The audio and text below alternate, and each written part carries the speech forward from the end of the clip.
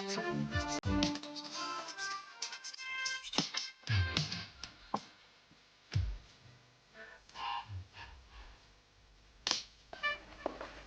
McGuffey there, please, sir. Mr. McGuffey. Mrs. Jones there. Mrs. Jones. Mr. Matthews. Mr. Matthews.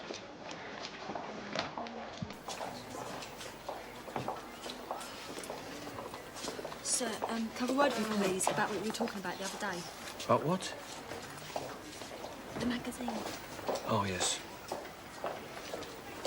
See, it looked like it's going to go ahead, because we've got paper and people are writing stuff for it. Excellent. And typing might be a problem, because Mrs. Gossage quite often bunks off during the lesson. So, what's the problem? The only thing is printing, sir. I was wondering if you could photocopy it for us on a school machine. Sorry, Suzanne, I couldn't do that. I mean, for a member of staff to directly defy the head of the school, couldn't you get it photocopied in the high street? Doubt it, sir. Work out too expensive. I'm sorry. I can't help you, then. So much for Scruffy being on our side. He still is. You can't expect him to risk his job, can you? He wouldn't be risking his job. Anyway, I get fed up with all these teachers that all talk. He's not all talk. Look, he's still on our side. He just can't help us with a photocopying, that's all. Right, he's all mouth and no action. And what that means is that we can't bring out the magazine at all. He may as well be against us like everybody else. We'll bring out the magazine, Claire. How? I don't know. I think so.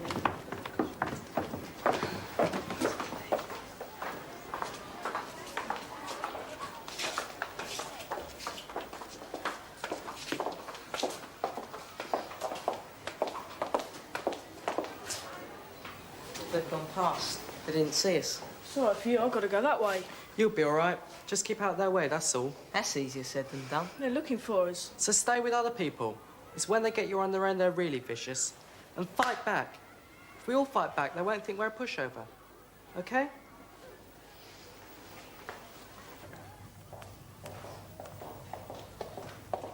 Hey, Claire. I'm just finishing that article. What, the one on racism in the school? Yep. Can we read it? No, I'll read it to you. Okay, listen. The majority of kids in this school are reasonable. They take you as you are, no matter what your race or home background. However, there is a small number of kids who are out to cause trouble. They insult other kids, and sometimes they bully them and extort money. Guess who? Ripper. Recently, things have been getting very nasty. Everyone knows this except, it seems, the head. And if You never get away with that. Well, why not? She's not going to see it before it's printed.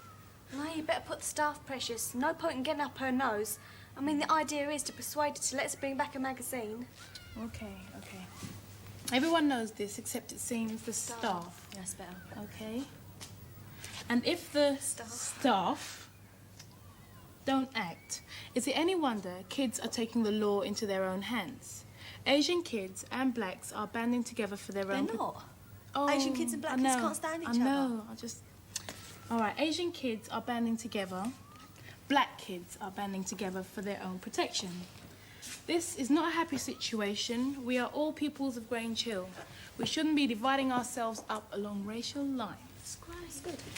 Hey, precious, quick. Oh, come along, girls. Outside. You know perfectly well you're not supposed to be inside during the dinner hour.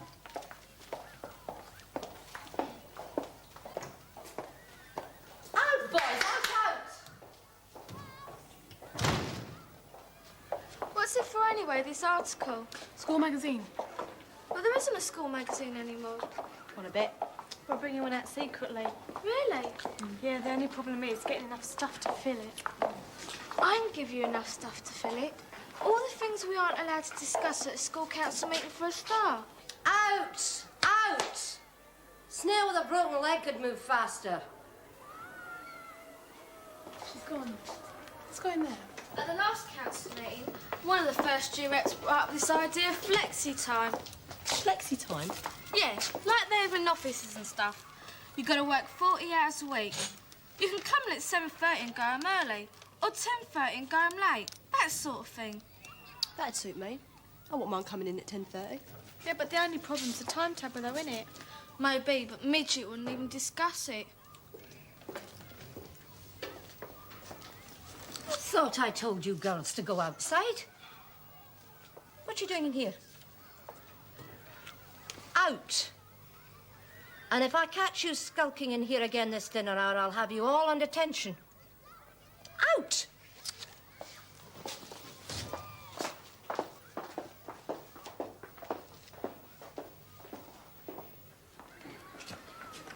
Just don't want no aggro today, Gripper.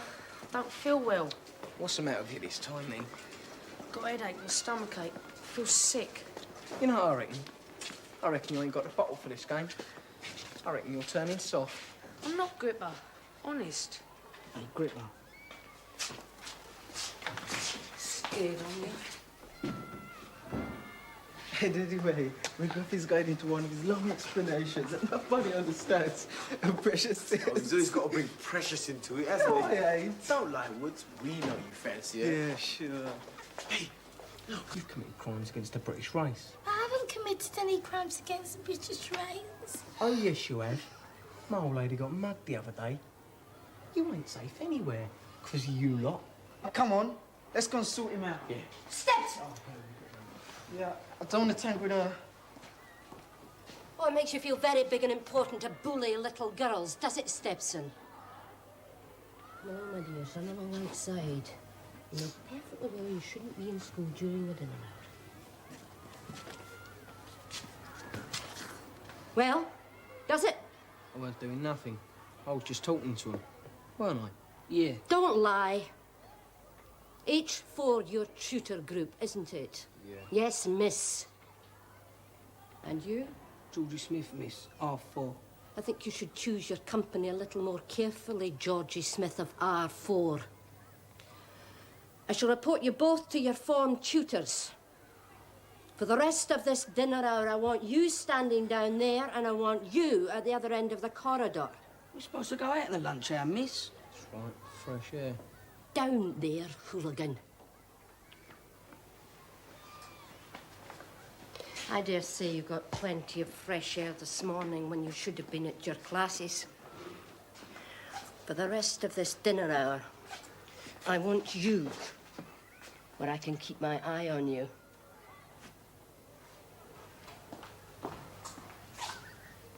Right?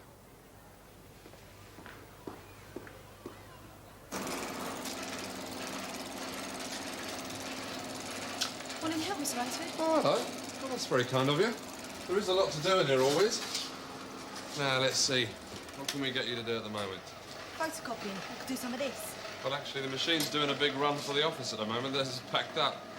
Oh, I know. The tickets for the third year disco. They bring the photocopy. They just need guillotining. All right, I'll do some of that. These are the tickets. The guillotine's over there. Mr. Smart sent me the cassette 12 nights. Oh, stick it over there by the cassette library. I'll see to it later. Right. The guillotine. How many copies will this thing do? That? Oh, up to 100.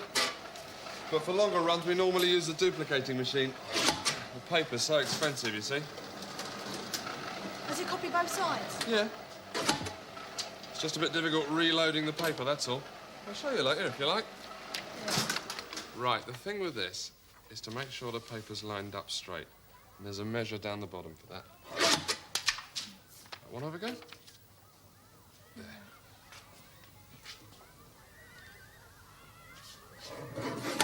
That's it. I still don't think it's going to happen first thing in the morning or late in the afternoon for that matter when some people aren't there. Look, some lessons we do off the television, right? Right. We'll videotape those and show them at lunchtime or after school. Except the video's just been nicked. We'll watch it when it ain't nicked. And then, as far as you can, put all the practical lessons, the ones that have to be supervised in the middle of the day. They can't all fit in the middle of the day, you know. A lot of them can, particularly for the younger kids. Let's say you're doing physics for an exam course. You've got to be in only one day of the week. Yeah. Go on. What about the other subjects? Same as now. Look, if you miss a lesson, you've got to make up the work. Yeah, because, I mean, quite often we're doing that in class anyway, ain't we? Perhaps you're right, you know, Stu. Of course I am. You're clever. Whoa, I saw ya. I don't know how you could do that, Stu, but I couldn't. Yeah. Well, you don't have to, do you?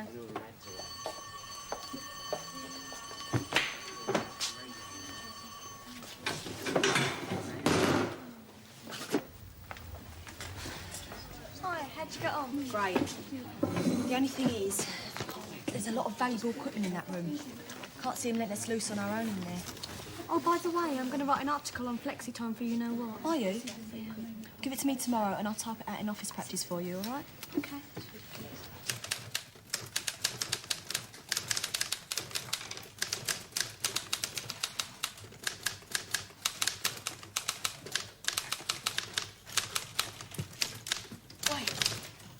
I'm never going to get this done. Will you type Precious's thing? No, she might come round and see what we're doing. She won't come round. She's asleep. She opened her eyes a minute ago. Of course she didn't.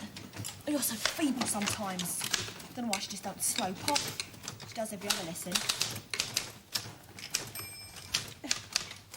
Right, girls? No problems?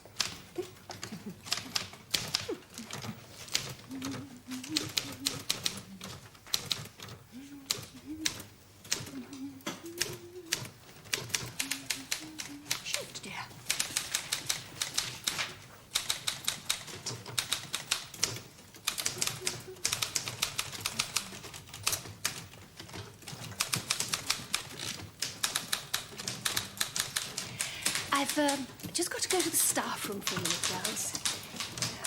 If I'm not back before the end of the lesson, just leave your work on my desk. Now will you type Precious's thing? Yeah, all right, when I finish this. No, we've just got the headings to do. We can do that with lectures then. When are you going to help Mr Rainsford again? After school tonight. If we can get some paper. Well, let's go and see if we can get that done now, OK? All right. Wait, come here. Oh, not now, Stu. Come on, just for a second. I'm going to help Suzanne and Precious with the paper. They can manage.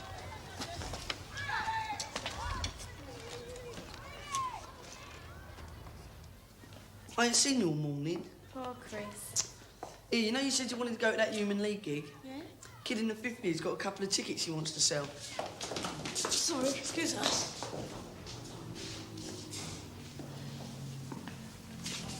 Really get them now. Now we'll pulp them. Wait there.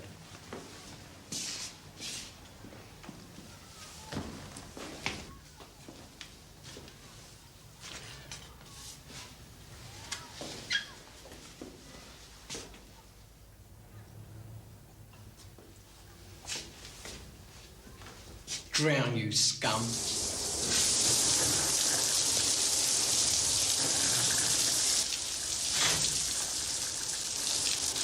Leave him alone, Stebson. Get off, Stuart. I'll see you later. Take him out. Gotcha now. In there, we'll get him this time.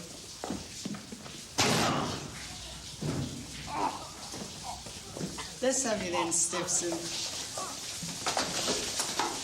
Come on in, Stepson. Come on.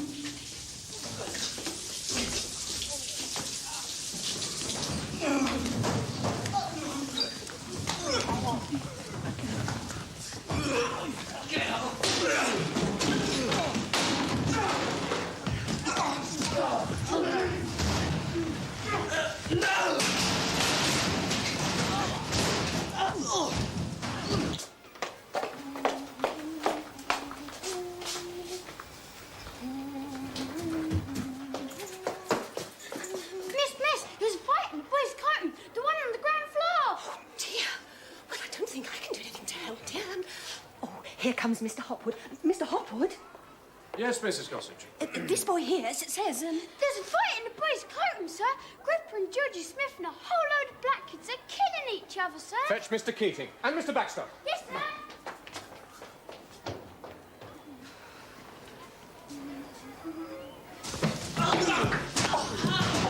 Right, cut it out! I said cut it out! Stay not! I'll make it now. Stay where you are. Cool it, cool it. Come on, come on. No one is leaving this room. Move, lad. Stand there. Right. Who started this? Need you ask? Shoo, you lot. Every single pupil in this room will be expelled. Not me, sir. I've got nothing to do with it. Then what were you doing in here? I was with her. You shouldn't be in a boys' cloakroom anyway. Mr. Keating, I think we should all calm down. I don't think Stuart had anything to do with this anyway. Right, blue-eyed boy, in charge. That's enough from you, Stepson. As I was saying, I think the best place to sort this out is Mrs. McCluskey's office. Well, this one here looks like it could do with seeing the nurse. How did it happen, lad? He banged me against a cloak rack, sir. What a right lot of little thugs you are. I'd have thought better of you, Derek. I never started it, sir. Anyway, he kicked me in the eye. I'll kick you again if I get a chance. Shut it! Right. You lot, come with me. The rest you go with Mr. Hopwood. Man, no, sir. Yes, all of you. Except Claire. She better take him along to the nurse, and then she can follow on to Mrs. McCluskey's office, right? Come on.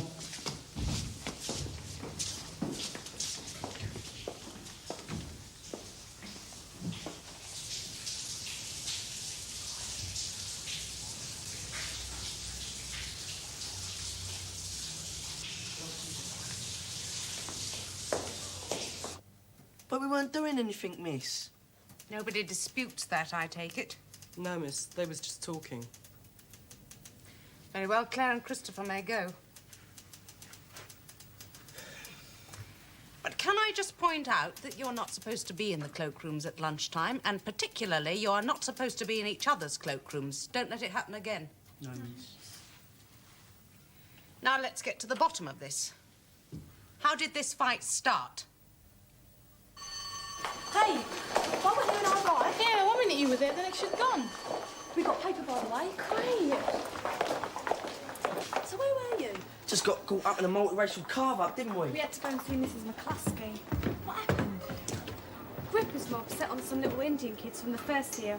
Then Woody and Rangers lots weighed in. Georgie ended up getting his head split open. Yeah, he had to go to hospital. What did Bridget say? Dunno, they're still with her. With any luck, Gripper be suspended. Suspended. Suspended. He ought to get expelled. Yes, so he is. I'm sorry, but I will not tolerate gang fights along racial lines. I have no option but to suspend your son.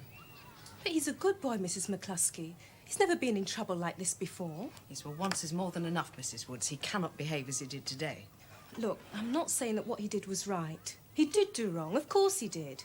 But he says this boy, Gripper, whatever they call him, is always insulting black people. Well, the boy you're referring to has been suspended as well. Derek says he's always in trouble. Nevertheless, it was because of your son's behaviour that we had to send a boy to hospital today. Well, you know my son, Mrs. McCluskey. He always gets good reports for conduct. Well, you know that he would not behave like that without provocation. There's been provocation on both sides, Mrs. Woods.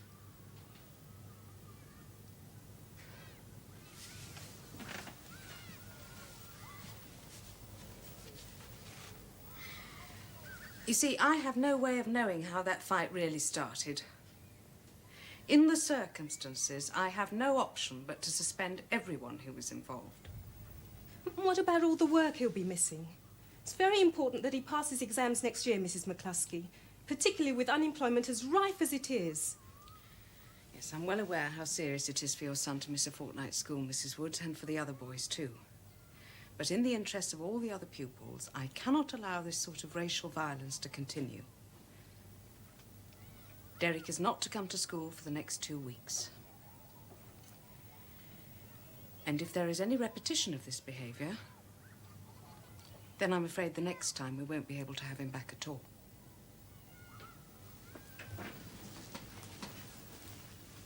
Thank you.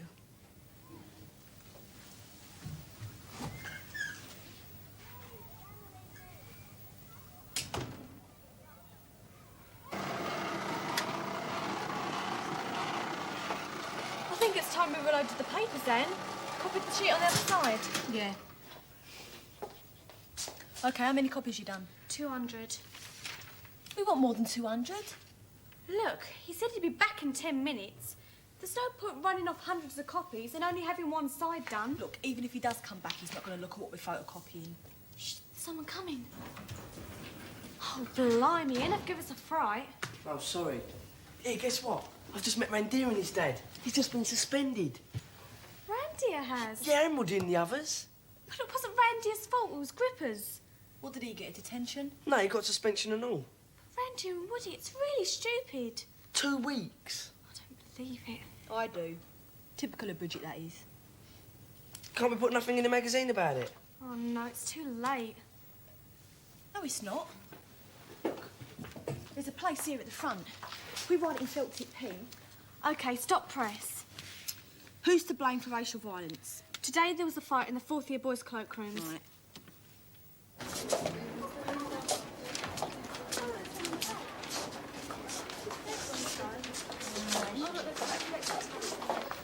Is it true?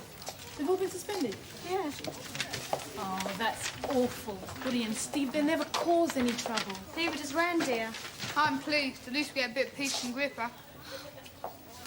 We're not protesting about Gripper being suspended, stupid. Hey, Danny didn't get suspended and all, didn't he? No, he wasn't there. He was off sick.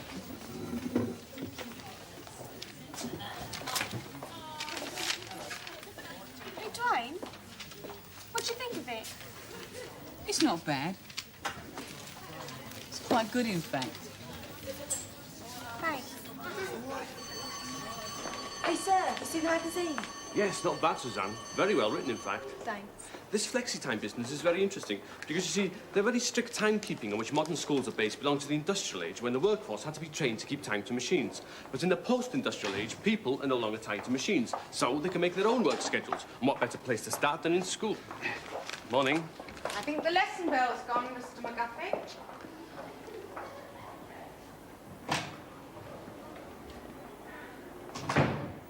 Everyone's talking about your magazine. It's not mine, Stu. Yeah, but you did most of it.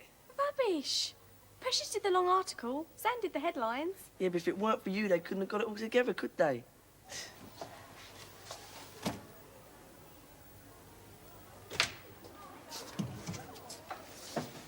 What on earth do you think you're doing? I can hardly believe my eyes. On school premises in broad daylight. Have you no shame? We're only necking, miss. Only. This is a schoolboy. It's not the back row of the Roxy. You both better come with me.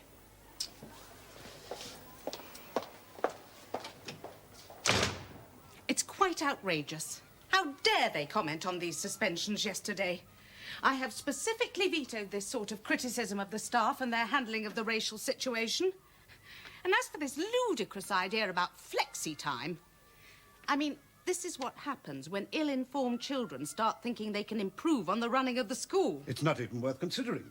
I mean, we know how long it takes to work out the timetable as it is, without bringing in flexi time. And photocopied, if you please, with the price of that paper. I'd just like to know how many copies there are circulating the school. Where did they get the paper? I don't know, but I mean to find out. They must have access to a photocopier. Do you know, I don't see how they could have done this without cooperation from some of the staff. Yes, Miss Clark. Mrs. McCluskey, I don't want to tell you what I caught these two getting up to. Not you two again. You'd better go into my office.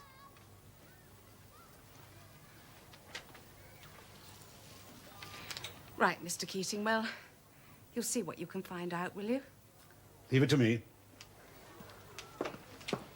Yes, Miss Clark, what's it all about? I caught the pair of them in an embrace. Thank you. Right, I'm not listening to any excuses. You were told quite specifically not to go into each other's cloakrooms. But we weren't in each other's cloakrooms. All right, where were you then? The book cupboard. It seems that everybody in this school thinks they can do exactly as they please. Well, it's going to stop. Will your parents be in at this time of day? Yes, but why? Because I'm going to suspend the pair of you. But we weren't doing nothing. I think I'll be the judge of that for once. Home numbers, please.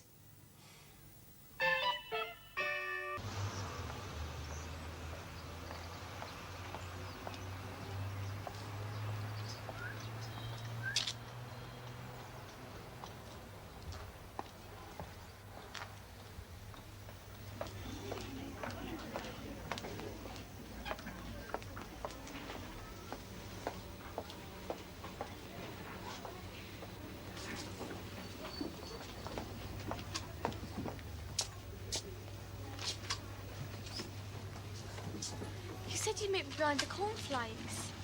They were over there last week. You on your own? This is the first time I've been allowed out since the suspension. Well, they scared that you might meet me. Yeah. The way my mum goes on about you, I think you had Tourette's or something. You want to hear what my dad says about you? What? Don't matter. As long as you don't repeat it to McCluskey. He isn't going to see Mrs. McCluskey, is he? Today? Yeah, why? So's my mum. If you'd like to wait in there, Mr. Stewart, I'm sure Mrs. McCluskey won't be long. Ta. Mr. McGuffey? Mr. Hopwood. Exercising a little diplomacy on behalf of Grange Hill, I see. Showing of parents to Mrs. McCluskey's office is more an act of common courtesy, I'd have thought. Although, as that particular parent happens to be Christopher Stewart's father, I'm sure a little diplomacy won't have gone amiss. Well, nice try, but I wonder if Mrs. Scott would agree with you. Mrs. Scott? Yes. She's waiting in there to see Mrs. McCluskey, too. Claire's mother? The very same. Oh, Lord. What makes you think I'm any less concerned about the welfare of my child than you are about yours? I suppose you think my boy's to blame, don't you? Tch, the look on your face says it all. Well, I'm sure Claire hasn't been brought up to behave like that. Oh, I'm sure she hasn't. What people tend to forget, though, is that girls develop faster than boys. Meaning? Meaning that girls are more forward at that age. And that if anyone made the running, it was probably your Claire. What has your son been telling you? I don't think it'd be too wise to go in there, do you? Thank you for the benefit of your wisdom, but I think I'm the best judge of that, don't you? Look, Christopher and Claire are both in my class. I know their parents. It would be better if I spoke to them. Oh, yes, I'm sure they'd respond more favourably to a respected pillar of the Grange Hill establishment. What? You know what your son has been saying. I'd like to get past, please. Pillar of the Grange Hill establishment? What do you mean by that? If you'd kindly step out of my way. Not till you explain that last remark. Oh, I see. You're determined to ensure that my mistake causes the maximum possible embarrassment to everyone. Are you implying that I deliberately allowed you to put Mr. Stewart and Mrs. Scott in there together? Let's just say that if you'd have told me a fraction sooner, we could have avoided what is, in the circumstances, a rather indelicate pairing. Look, this is neither the time nor the place, but if you insist on making... Hopwood. You are, after all, on school premises, and that sort of behaviour would be far better suited to an alehouse brawl. Ah, Mrs. McCluskey. Mrs. Scott, Mr. Stewart. I'm sorry, my secretary didn't tell me you had an appointment. Well, I'm afraid I haven't. Yeah, I've turned up on spec too. I see. Well, I'm afraid my daily schedule doesn't allow me time to fit in casual visits. It's hardly casual. However, if you've no objection to waiting, I could probably see you in about an hour. An hour? It's the best I can do, I'm afraid. I'll wait. If you tell the ladies in the canteen that I sent you, they'll probably fix you up with a cup of tea. Oh, thank you. An hour? Oh, I thought I had it there. Suzanne's good with the cube, you know. She did it in 2.5 minutes once. That's nothing. I've heard of kids who can do it in 25 seconds. Someone say something? I didn't hear nothing. I could have sworn I heard a noise. You did? Ferret Features reckons he's good at the cube. Leave off, not some crosses giving him a headache. No, don't shut the man down before you give him a chance. Show us Igor. Igor? Who's Igor? That's who he reminds me of. Have you ever seen those old horror movies? The Baron Frankenstein, he always has a deformed assistant, you know? Screwed up face, gnarly hands, hunchback. That's right, Igor. He shuffles around looking after his monster. That's the one. Only, he looks a bit lost without his monster, doesn't he? Don't wrap your chains on the way out here,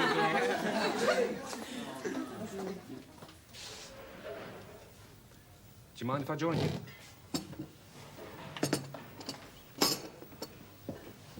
Those teachers. Disgraceful, wasn't it? Well, if the teachers behave like that, what chance have the kids got? I mean, it's no wonder they got off the rails. Well, Mr. Hopwood always struck me as one of the more capable members of staff. No, it's the other one. You can see it written all over him. Out to lunch. Out to lunch? Oh, that's Mr. McGuffey. Oh, that's McGuffey, is it? Look, about just now. Well, I was being defensive. I know even less than you, I should imagine. So your son hasn't told you anything? Christopher? You need a crowbar to prise anything out of him. Up till a few years ago, Claire and I, we were so close. She used to tell me everything. Not now. Yeah, I know. She'll talk to you if she feels like it, and that's not often. Mine's the same. They make you feel as if you're a constant source of embarrassment. embarrassment to them. Well, I suppose we are. I mean, for a start, we're so old. Why should they listen to us when they already know all the answers? Why indeed? The thing is, well, Claire doesn't realise that incidents like this always reflect badly on the girl. Yeah, that's true. Though it doesn't make the boy feel any better if he's got any decency in him. And my Christopher has. They're both decent children, which is why Mrs. McCluskey had no call to suspend them for what was nothing more than a peck on the cheek. Well, that's precisely my point.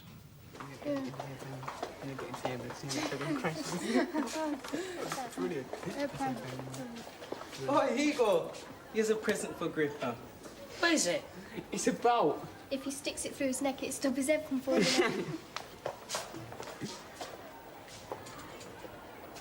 It was only a peck on the cheek, Mrs. McCluskey. We have no way of knowing what would have happened had they not been interrupted when they were. Not that I'm saying anything would have happened between Christopher and Claire. Well, it sounded that way to me. It's just that if we were seen to condone such behaviour, who knows what it might give rise to among other pupils with less restraint than your own children. Well, I understand And I'm that, sure, Mrs. Scott, that you wouldn't want Claire to attend a school in which a blind eye was turned to such goings-on. Well, no, but... I appreciate your concern as parents. However, as I see it, I have no alternative but to insist that your children serve out their suspensions. I have to make it absolutely clear what is and what is not acceptable at Grange Hill. Oh, I see. And a blazing row between teachers is acceptable, is it? Oh, what you woody? You fit for this afternoon? Naturally, where would the team be without my magic foot to cast a spell on the opposition? Semi-final, ain't it? That's it, my boy. Next stop, Wembley. You wish. Yeah. He ain't playing, is he? Who? Here you go. You kidding? It's nothing to do with us. Well, Baxter's got me looking after the kit. Well, go look after it somewhere else. I get a bit nervous before a big match. I'm easily upset by bad smells. He ain't nothing without Gripper, is he? Shame the grip had to come back, really, innit? A shame. It's diabolical. He should have been expelled this time. Firing squad every morning for a month would have been more like it. No, but it's a joke, isn't it? I mean, a week's extra suspension. He's going to be even harder to handle when he comes back. You let him come, mate. Oh, you're going to take him on, are you, Woody? Not me, guys, but we've got someone who will. Glenroy, if he comes across Mr. Gripper on the premises, he's going to batter him bad. Yeah, and you reckon he can? Oh, I'm sorry, I didn't realise you had visitors. Mrs. Scott and Mr. Stewart are just on the way out. Well, thank you for seeing us, Mrs. McCluskey. I'm sure you've acted in what you see as the best interests of your school. Mrs. McCluskey? Mr. Stewart. Too far from satisfied customers, if I'm not mistaken. And I can't say that I blame them. They think that I overreacted in suspending their children, and on reflection, I think they're probably right. You do? If you recall, I wasn't in the sweetest of moods when Miss Clark delivered them to me, so I probably did overreact. However, authority in this school has been subjected to a definite challenge of late. Stebson's activities, the appearance of an underground magazine. This is a delicate time for us all, and I can't be seen to back down in public. But you try telling that to the parents, eh? Especially when they've overheard two of your members of staff having a stand-up row. Mr. Hopwood and Mr. McGuffey. Mr. Hopwood? To be fair, it did seem as though he'd been sorely provoked by Mr. McGuffey. Even so, it's still most unlike Mr. Hopwood to react in such a fashion. Yes, I think I'd better speak to them both, especially Mr. McGuffey.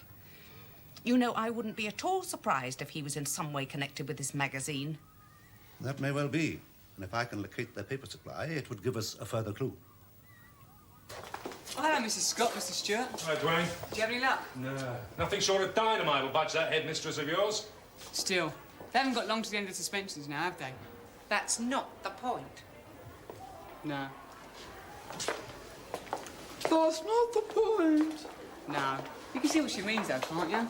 I mean, look, kid gets his head split open, and the kids involved in the fight, they get a shorter suspension than Claire and Stupor. Just when have you started sticking up for Stupor?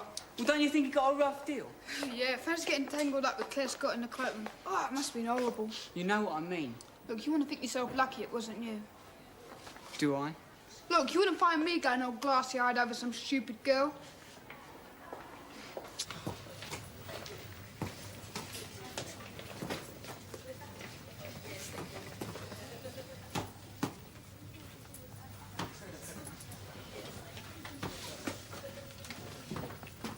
Hey, the turban, tell me something. How come the school allows you to wear it all the time? I suppose they respect my religion. Yeah? Well, why don't they respect mine? You see this hat and these locks? They're all part of Rastafari, but they aren't allowed at Grange Hill. She still wears them, though. Sikhs, acting all superior and stirring up bad feelings. Hey, Woody, what's he talking about? Gripper and his gang. Oh, we're the cause of all that, are we? I thought we was just the victims. Look, we're all the victims because of you. I didn't see anybody picking on you. Anyway, you try and tell me other black kids didn't know what racial prejudice was until Asian kids came to Grange Hill. Look, I'm just saying that the trouble started when you came. But it's us who have to deal with Mr. Gripper when he gets back. Well, don't worry about that. We can attend to our own defences when Gripper comes back. Hey, you hear me now. The brothers have requested that I personally welcome Mr. Gripper back to Grange Hill. So? So I don't want no interference, right? We are entitled to defend ourselves. What you grinning at, rat face? If you two could both hear yourselves, you'd know what he was grinning at. Good job, Grippers. Now, if he laughing his head off. I mean, why should he bother to pick on black kids when all you've got to do is stick two of them in a room together? They end up fighting each other.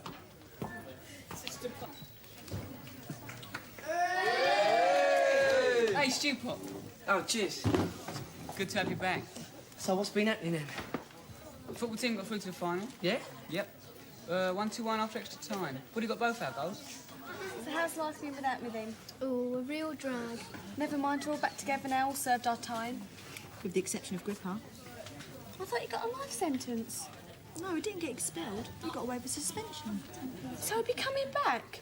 Well, he's got to finish his mugging apprenticeship, hasn't he? We'll have to do something about that then, won't we? Give yourself time to get in the door. Anyway, what can we do? I don't know. Put something in the mag, or at least reissue that article on racism. You have been out of touch, haven't you? McCluskey's waiting for someone to make a move on the magazine so she can pounce. Don't matter, we'll have to risk getting caught, won't we? Hold on. I thought I could feel the breeze of someone's ear I was flapping. I wasn't listening. Not much. Go and put your nose into someone else's business, Igor. Igor? Well, that's what we call him now. Tell you about it later. Weaselly little creep. Trouble is, now Gripper's not here. You don't notice him on his own. Sorry I'm late. H4. That's all right, sir. Don't let it happen again. Ah, you're back, are you, Christopher? Collected the books up for you, sir. You gave me a start, Reese. I didn't realise you were there. Not you and all. Beginning to think I don't exist anymore. Penalty for standing in Stepson's shadow for so long. It's hardly surprising that people refuse to acknowledge your existence now that he's gone. But why should they take it on me just because of Gripper, sir? Well, you were more than a little implicated in his activities, Reese. I didn't have a lot of option, did I? I don't quite follow you. Well, he used to bully me as much as anyone else. The only difference was that he used to threaten me to get me to help him. Are you saying that he forced you to assist him against your will? Of course he did, but I can't get near enough to tell anyone that. Ah, the paradox, eh? Stepson banished outside the walls of Grange Hill, you in exile inside the school. Yeah, well, it's not funny when all you ever see is other people's backs. I think the only way round this is for you to turn your back on your past activities. Convince people you've finished with Stepson.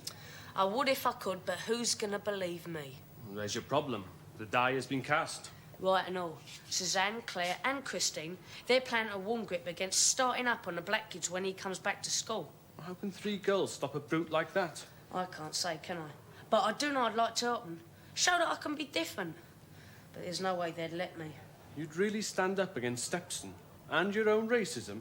Yeah. Hey, sort it out in a civilised manner, you two.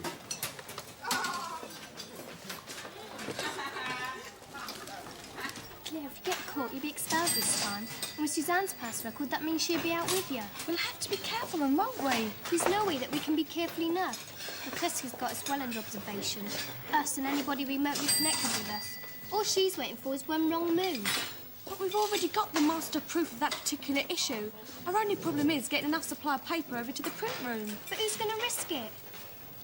Somebody Mrs. McCluskey would never suspect. That's what I'm saying. Who? Mind if I join you? Yeah, be our guest.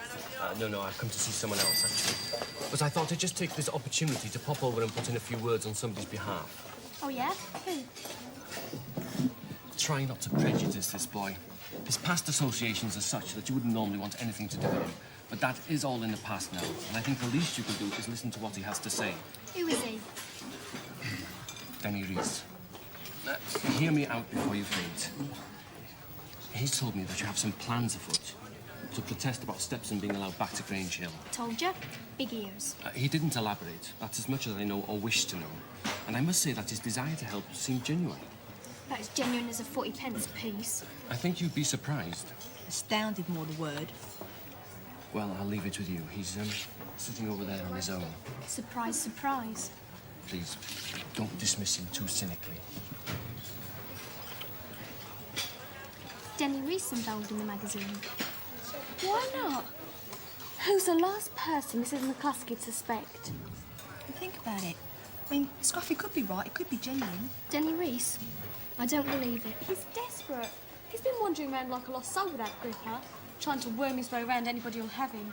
But we'll have to tell him about our paper supply, where we print the magazine, everything. Oh, don't worry about that. He wouldn't dare double-cross us without his lord and protector tied behind. And think about it.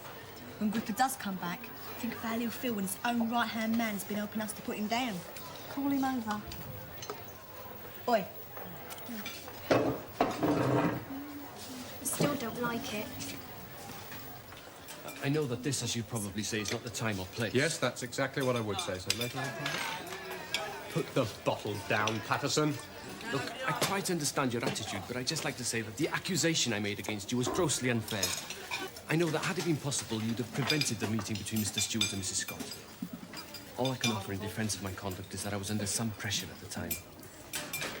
I'd be grateful if you'd accept my sincere apologies. I'll repeat that in public, if you like. Don't do it, Orpington. You're a big boy now. Well, you can't get much more public than this place. But I would like us to talk later. Yes, of course. Over a pint? You're on. I don't feel right with him sitting here. Everybody's looking at us. Christine, no one's looking at us. Now, do you understand what you've got to do? You hand the paper to me, and I slide it over till we print up the magazine. I still don't think we ought to tell him where that is. How can he deliver it if we don't? All I want is a chance. All right. But make sure you keep well out of the way of any teachers. I ain't silly, you know. No. Well, just so you remember, you let us down this time, and there won't be a second chance. All clear? Yeah. Come on. But you know where to take it. I'll see you there. All right.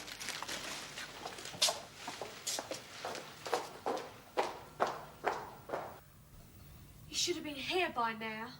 Maybe he's taken the pretty route.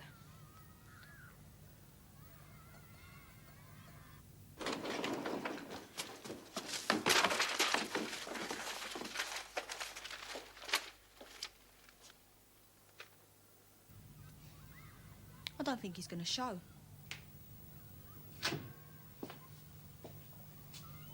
Waiting for somebody.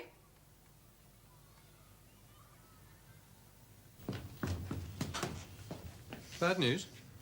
A summons for me to see Mrs. McCluskey during morning break tomorrow. Do you think it's to do with that set, too? Could be a possibility. I'll pop along and have a word if you like. After all, I am a pillar of the Grange Hill establishment. Sorry about that. Come on, let's have that drink, shall we? Yeah.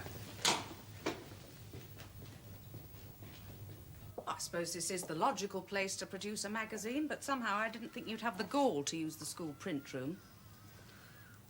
However, I can't say I'm surprised to find that you three girls are the brains behind this little venture. How long have you been back from suspension, Claire? How many times have you been before me for one reason or another, Suzanne?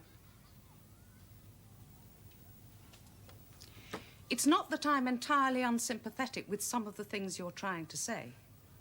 But I do find it rather bizarre that after a commendable attack on racism in this particular issue, you should allow Mr. McGuffey to talk you into recruiting one of Stepson's henchmen onto the magazine. Mr. McGuffey didn't have anything to do with the magazine, miss. Suzanne, your friend Reese has already told me of his involvement. Then he's lying. Are you deliberately trying to make things worse for yourself? A week's detention. I can't believe it. I thought she'd expel us. She probably would have done if Claire hadn't been there. What do you mean? Well, Klasky knows she went over the top when she suspended you and Stew Pot. That's why she's let us off lightly this time. Anyway, she seemed more interested in Scruffy than us. Not much. She'll have the rack and foam scrap for him tomorrow. Well, why wouldn't she listen to us? Probably because of what Denny told her. You snake, Reese. I couldn't help it, a bag burst. I suppose you couldn't help grassing Scruffy up either, could ya? I thought if McCluskey knew he was encouraging us, she might let us off. You lying rat. Rat, weasel, snake, I don't know why I bother. I've got no chance, have I? Nothing I can say can make you believe me. Believe you? Gloat while you can. I ain't gloating. That's not what it looks like for me. But don't worry. We'll wipe that smirk off your snaky face. Will ya? We'll see about that. You won't look so cocky tomorrow, you know. Ah, but I will. 'Cause guess who's come back to Grange Hill in the morning? Gripper.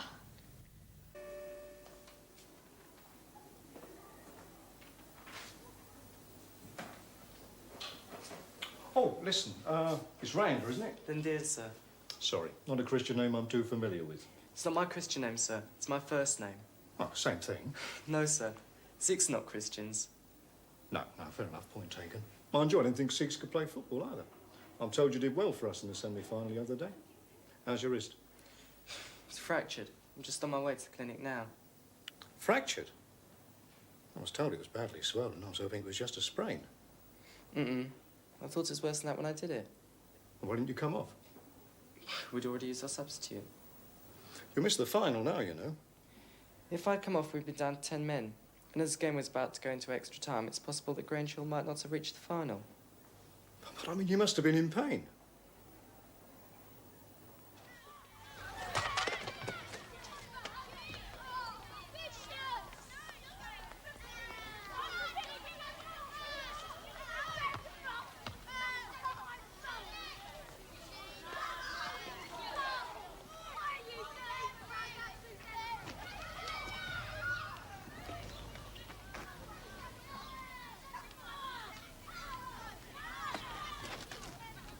Howdy-ho, campers. Hidey-ho, Gripper. Neat hats, these, isn't they? What you do, swap the holes? What holes? One's where the handle and spout poke through. Oh, sorry. I thought it was a tea cosy. Nah, thanks. What'd you say your name was again? Glenroy. Glenroy? What sort of name's that? Suppose you tell me, Norman.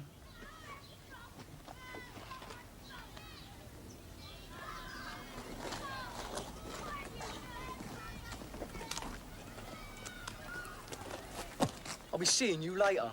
I'll be waiting. If you two are going to persist in this disagreement, I'd suggest that you do it as far away from Grange Hill as possible.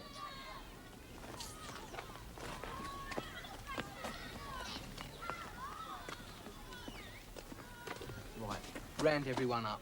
There's a few people I want to have a chat with. Good luck. Thanks.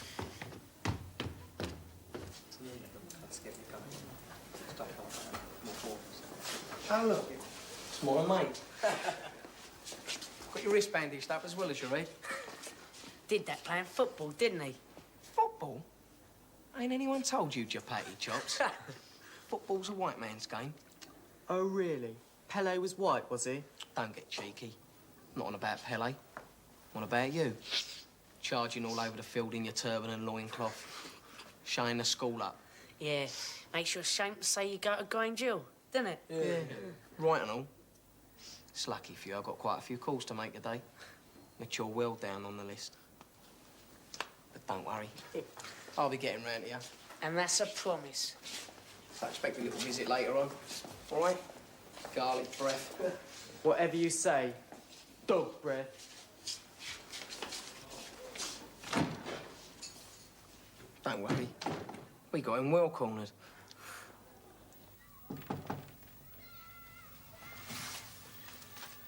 You wanted to see me, Mrs. McCluskey? Oh, yes. Yes, I did indeed. If it's about my arguments with Mr. Hopwood, I do realise that my conduct was not what you expect from your members of staff. Oh, you do? I have, in fact, already apologised to him, Mr. Hopwood. I see. And the audience? The audience? The two people who overheard your little performance, Mrs. Scott and Mr. Stewart. Have you apologised to them? Well, no. No. It was left to me to clear up that little mess.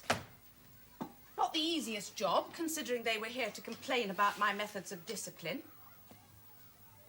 Do you know what I'm talking about? Do you? Or has everything I've tried to achieve over the last year completely passed you by? What earthly use is it for me to insist on school uniform and certain standards of behaviour when you're constantly undermining my authority? You make it sound as though I'm some sort of saboteur. Isn't that exactly what you are?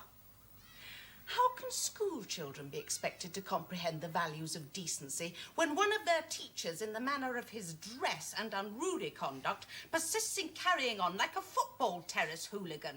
Oh, no, no. I must take issue with that. I haven't called you here for a debate, Mr. McGuffey. Heaven knows you caused me enough difficulty with those two parents. I wonder what Mrs. Scott would have to say if she knew that within a day of Claire being back at school, I had reason to severely reprimand her for her involvement in this, laughingly called the school magazine. A magazine which, it almost goes without saying, has been encouraged by you. I did offer some encouragement to Claire, Suzanne and Christine. I'm glad you haven't seen fit to deny it.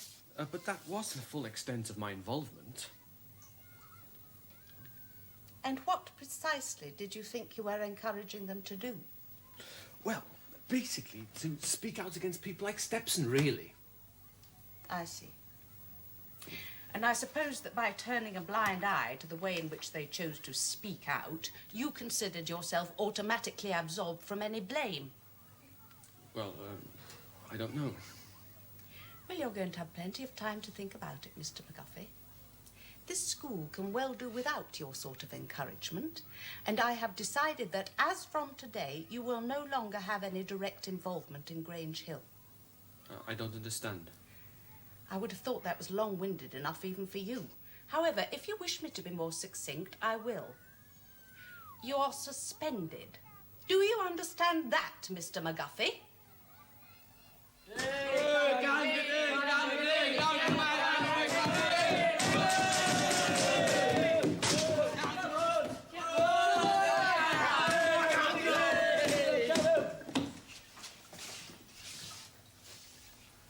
Not back in the school 5 minutes and you're spewing out your poison. This is what we have to put up with. Being taught by packy lovers.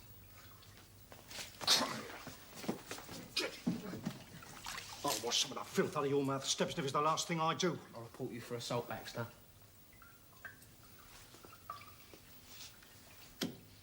You come near me again, lad, and I'll give you very good reason to. As for you bunch of slimy no-goods, you're worse than he is. He's rotten. But you lot, you just feed off him like a bunch of maggots. Right.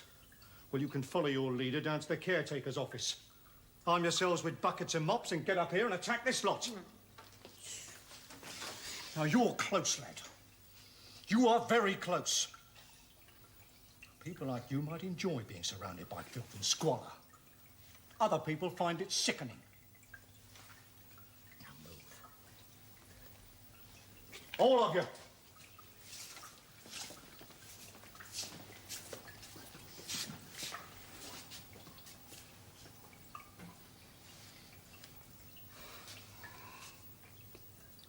Hello? You all right in there?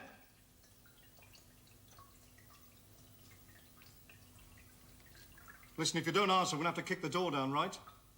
So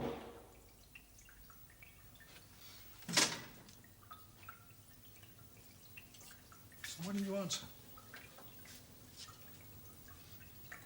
You've been crying. You all right? Yes, sir. Well, so why the tears? Come on, you're made of tougher stuff than that. Don't tell me you're letting Stepson get to you. He's rubbish. Well, sir, I meet people like Gripper every day of my life.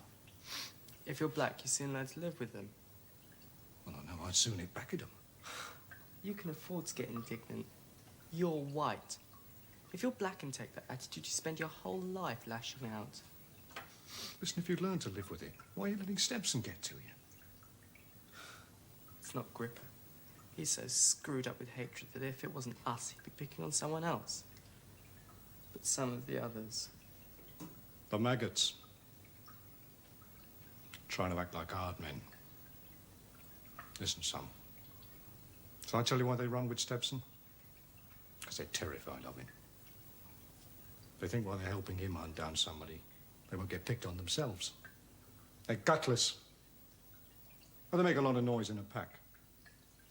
But on their own, they're not worth a light. They're certainly not worth anybody's tears. I've already decided that it's about time that I showed myself to be something other than a monster and relaxed a little towards the pupils.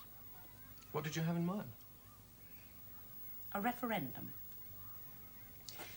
A chance for the school to accept or reject flexi time. Flexi time? Far be it for me to oppose the forces of democracy, but have you thought of the consequences of a system like that? I do realise that cutbacks and staff shortages would make it rather difficult for us to be more flexible than we are at the moment. But what I should have explained is that the referendum will in fact decide whether or not to refer the matter of flexi-time to the Board of Governors. Oh, well, in that case, I can't help thinking that the whole exercise would be a complete waste of time. I mean, do you really think the governors would take such a suggestion seriously? That remains to be seen. And anyway, I'm not even convinced that the majority of pupils treat the idea of flexi-time seriously. Oh, they've got some vague idea it would mean being able to come and go as they please, but even if that were true, most of them would prefer the reassurance of the old system. So why the referendum? Because I don't want to be seen to reject the idea out of hand. And anyway, I could be wrong. The pupils might well vote in favour of submitting the idea to the governors. And if they do, the governors will reject it. Do I detect a tinge of cynicism in your voice, Mr. Hopwood? Look at the state of this place.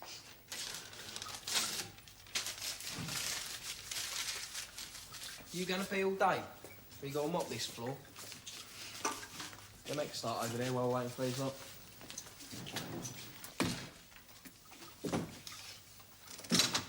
Oi, Gripper. I wondered why he was taking so long. You forgot to lock the door. It must be interesting. What's it about? You shouldn't read if it's private.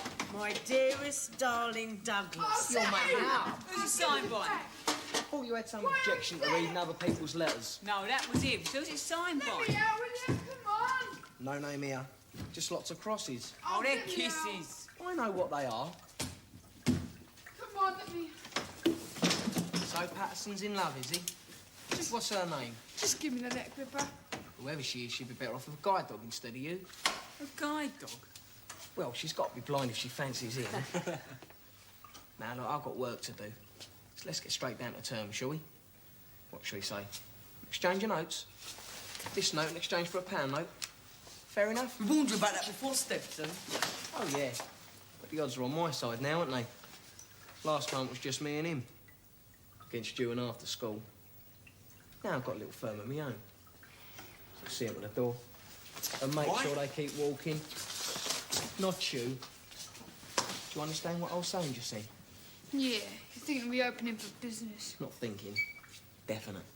That's why we're cleaning up the office. And you're going to be our first customer. Oh, not enough. Look, we're not unreasonable men. You've got until morning break.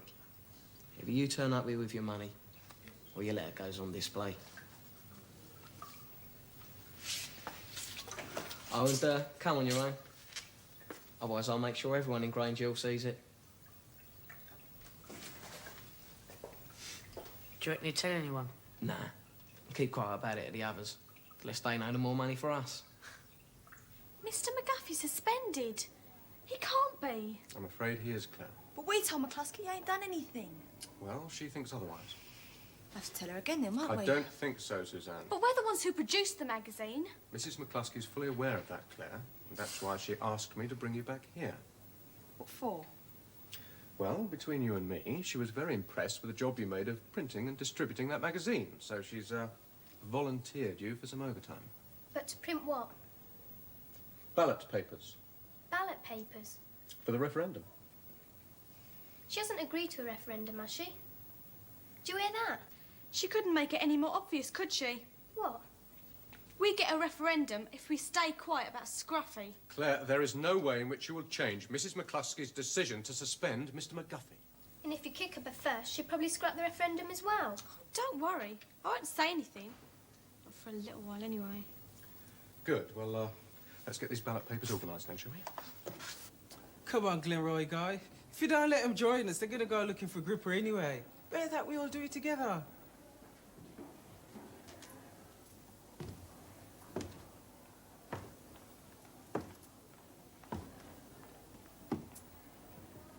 Yeah, all right. Yeah, but you don't move until I say. Just think, all this activity because of me. How'd you work that out? Well, flexi time was my idea. Since when? Oh, let him have his fantasies. Here's another one of us to stop crowing all morning. I haven't been crowing, Annette. I'm surprised you can spare the time for something as trivial as a referendum. I'd have thought that hockey came before everything else. What's she going on about?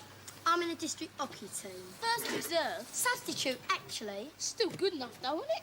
Yeah, and just because I'm pleased about it, she thinks I'm being big-headed. Sounds like jealousy to me. No, it's not, actually. It just so happens I could think of more important things to do with my time than running around a hockey pitch. Like practicing being bored. Not trying to do something about Scruffy's suspension. What a doss. No Scruffy, so we lose out on an English lesson. Is that all the suspension means to you? I wonder who will take us today. Oh, you're joking. I know there's a staffing problem, but that's ridiculous. Ah, don't worry. You wait till you see what we're supposed to be reading, and that'll be the end of the English class for today. Right then, H4. You'll doubtless be overjoyed to learn you have the pleasure of my company for the next 35 minutes. Oh, yes. Right, so if somebody will tell me what you're supposed to be studying. Patterson?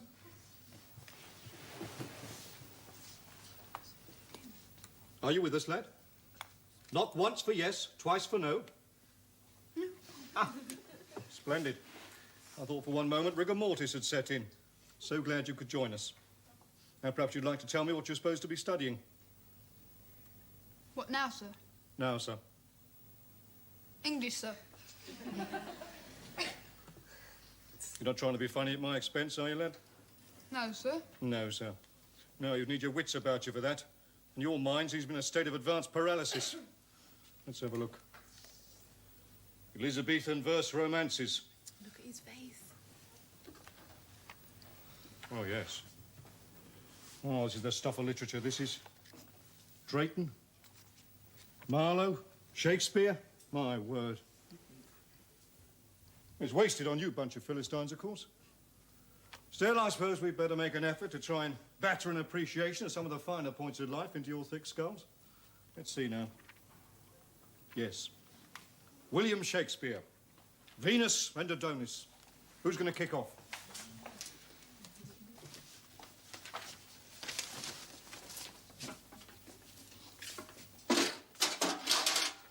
Well. Miss Scott. How that is handy. It's going to save me the bother of having to come and find you. I haven't got anything to say to you. No. You had plenty to say about me, didn't you? In that magazine article. Fascist bully boy. Mindless thug. Sickening racism. I don't like it when people say things like that about me. Yeah, I think we should wash our mouth out with soap and water. Not soap and water. No, this has just been, didn't you, darling? Tired of hearing how my behaviour makes people feel ill. I'll give you a taste of something that'll make you feel really sick. Steady on, you nearly woke him up. Quick, Gripper! What about him? He's got Claire!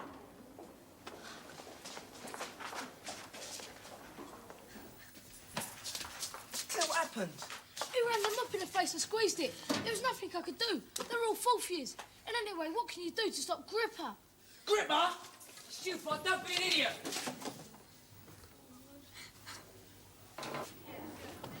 Have you seen Gripper?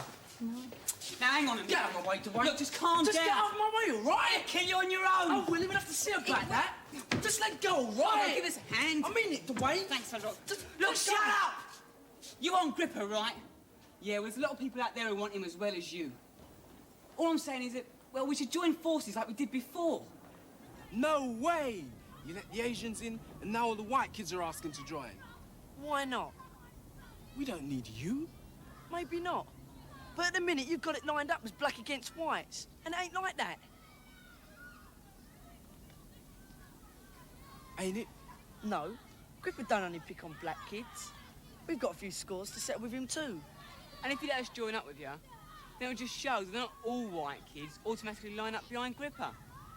What do you say, Glenroy? We know you're meeting him, Pogo. Meeting who? Look, if you heard about that stupid letter, we're not interested in what it says. Oh, you're interested enough this morning. Pogo, Claire's been attacked. All right, son, you get serious when it's your girlfriend. Bit of a laugh when it's mine. Pogo, no one's laughing. Take us to Gripper and you get your letter back without anybody reading it. I promise you.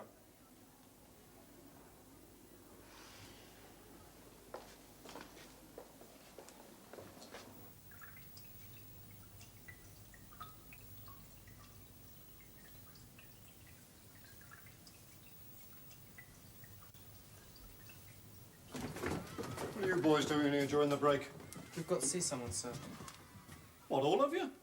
Yes, sir. Go on, then.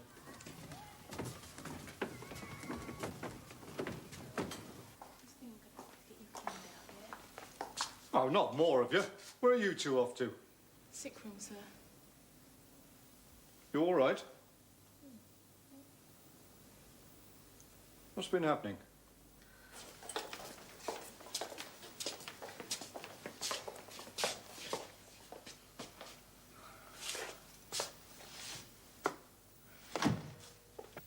Ah, he's finally arrived. Good enough, Patterson. We'll have to teach you some respect. £2 or your letter goes on display. Out. Your turban slipped down over your ears. Outside. This is private. Oh, I see. You're together, are you? Loverboy and the one-armed bandit. Not a very impressive line-up, is it?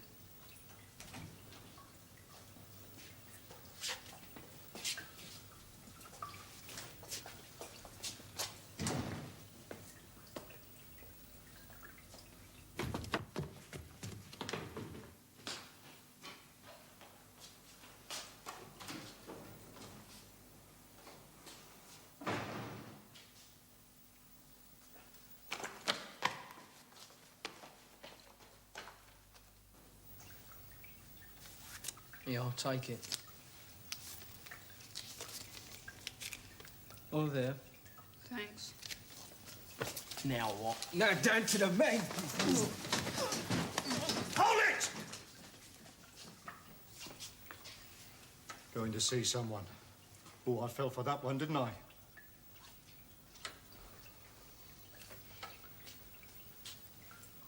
No, I'm sorry, lads. I can't allow it. Not vigilante groups. Doesn't matter how justified you may feel. But we let you all down, though, haven't we? And there's no excuse. Not really. That evil toe rag should never have been allowed back on school premises. But he was. And in the space of one morning, he's attacked people because of their colour, because of their sex. I also hear you're back to demanding money with menaces, Stepson. What an utter and complete charmer you are, lad. I was tempted to stay outside that door just now. Oh, yes, I was very tempted. But I think it's time we did this thing properly. I think it's time we made it permanent. Oh, our glorious leader. Go on. Mrs. McCluskey's office. It's just a formality. Racism, bullying, extortion. I should think that's enough to have you slung out of this school for good 6 times over. So wave bye-bye to your friends. You won't be seeing them again.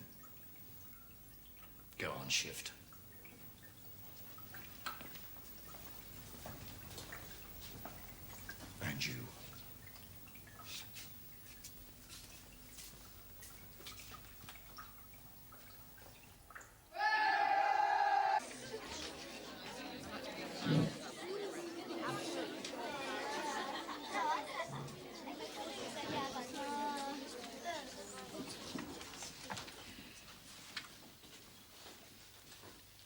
Right, enjoy your breakfast, everybody.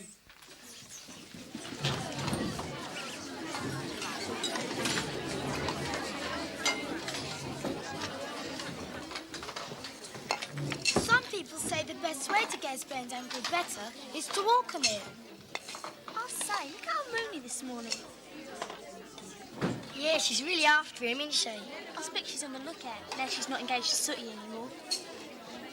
Hey, what's this? I'm not giving you any more, Roland, because the heavier you are, the worse it is for your ankle.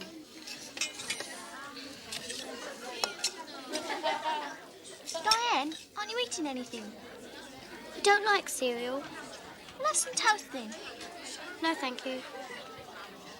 I'm definitely going to tell Miss Moon. She can't go on like this. Naturally, Simon and I have been keeping a close watch on Diane.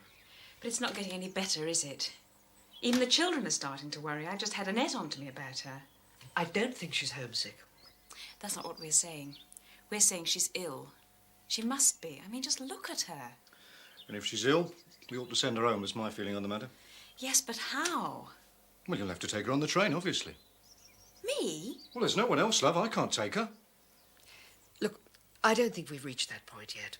I've read her medical report from the school, and it seems to me that her behaviour here is just what you might have expected. She's a very shy, sensitive girl. Her acne obviously troubles her a great deal. She's physically very weak. A place like this is hard for her to take. Right. So we better send her home, hadn't we? Shipping her off home is the easy way out. Look, I know you're both worried, but let me have a word with Simon, see what he thinks. He's very good at this sort of thing, and he's very aware of Diane's problems. Give her another day or two. I don't like to fail with a child, and I don't want her to feel a failure either.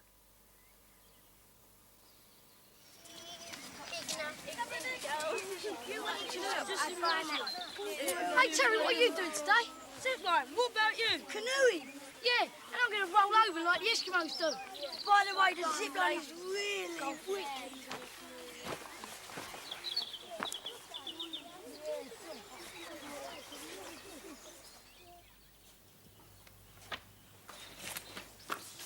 Well, now what are you up to, Brownie?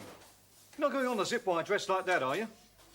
No, sir. I'm not coming at all, sir. I'm not allowed. Oh? You see, it's my ankle. It's agony, sir.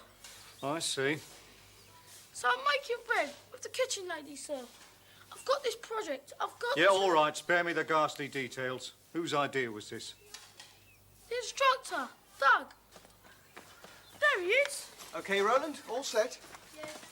Save a slice for me, won't you? Yes, if it turns out right. Bye. What is the point? I mean, what is the point of bringing him all this way if he's going to skive off all the time eating? He should be halfway up a mountain losing some of that weight. Simon says that everybody should be allowed to experience things at their own levels. Oh, yeah. What does Simon say about Diane? Same as Anne. He doesn't think she's ill, and he thinks she ought to stay on and stick things out. And experience things at her own level. What? Doesn't matter. So she's staying on, is she? Yes, and Simon's going to have a good talk to her this morning. And what are you grinning at? Nothing. Nothing at all. Faye and Annette are quite worried about you, you know. They spoke to Terry this morning. Well, they didn't need to. Well, they say you seem very unhappy. That you don't take part in the activities properly. And that you're not eating. I can't eat. It's the wrong type of food. How do you mean? It's far too greasy. I can't possibly eat it. You mean you're afraid it'll make your spots worse, right? Don't. That's the whole trouble about being here. Everyone's noticing my spots. It's all right at home, because... Because there you don't have to wash and undress in front of everybody, is that it? I can't bear them staring at me. Look, if I could fix it so that you have somewhere private to wash in, and if I talk to Cook about getting you a more salady diet, will that make things better? And in return, will you try and eat? And try and join in more on the activities? Okay, so you've got a spotty face. Well, so what? In a year or two from now, they'll be gone, and you'll probably be the belle of the ball, won't you?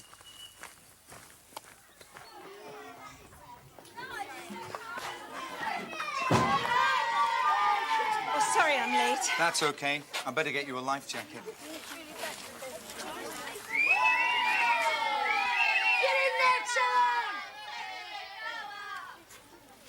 Did you have a word with Diane, by the way? Yeah, I think she'll be all right. One of the things that was worrying her most was lack of privacy. You know, for doing a skin treatment and undressing and so on. So I fixed it for her to use your bathroom in the future. Hope that's all right.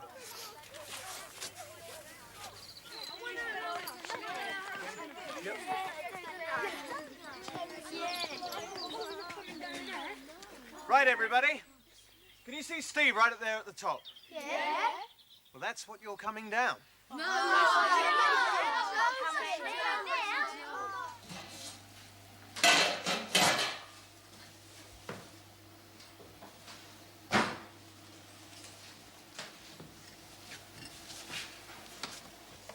That's right. Add some more flour so it doesn't get too sticky. That's the way. The more you need, the better the loaf, so put plenty of energy into it.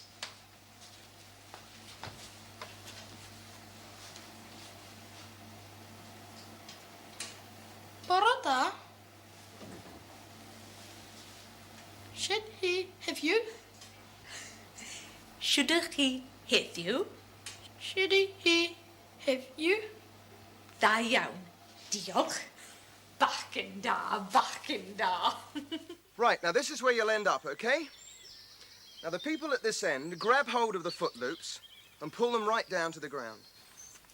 That's it.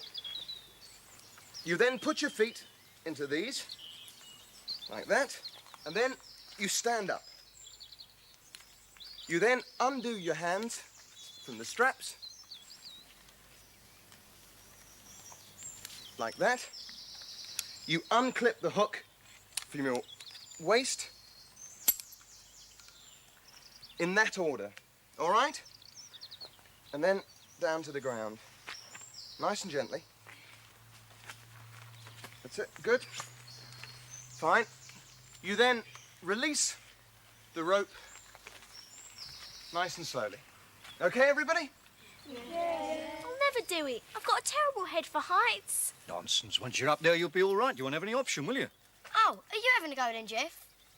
Yeah, well, as a matter of fact, I shall be halfway up a tree making sure your safety harness is all in order. I don't know about that, Jeff. I'm sure once everybody's had a turn that we can fit you in. We would hate you to be disappointed. Yeah, well, you know, I'm not bothered. Okay, let Paul in. That's it. Now, everybody's got the right gear on, have they? Yeah. And everybody can swim? Yes. Right, well, hands up those who went through the capsize drill in the swimming pool yesterday. Right, and you've got your spray decks on? Yeah. Right, well, what's the main thing to remember, then, if you capsize? Push the boat off your legs and not to try and surface till you clear of the boat. Good. Now then, this water's fairly shallow till you get about halfway out, and then it gets deep. And I don't want you going further upstream than that seaweed patch, or downstream past that telegraph pole. That way I can keep you all in sight. Okay? Yeah. Right, let's go. Take them, Paul, Tracy, that's it. Yeah, Come on. right.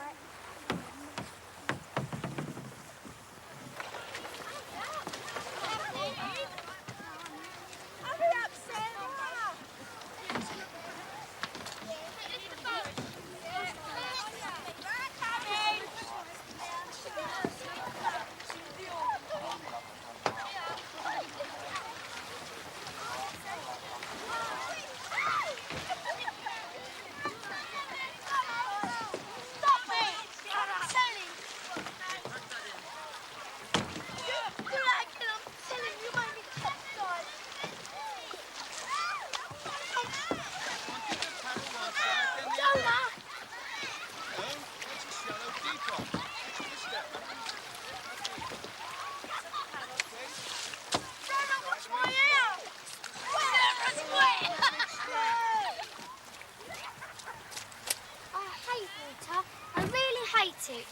Now, come on, you just have a try. Come on, you get in.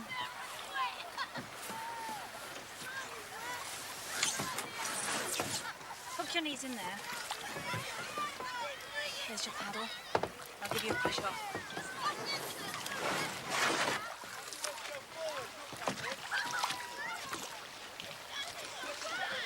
Come on, that's right. Good. You're doing fine.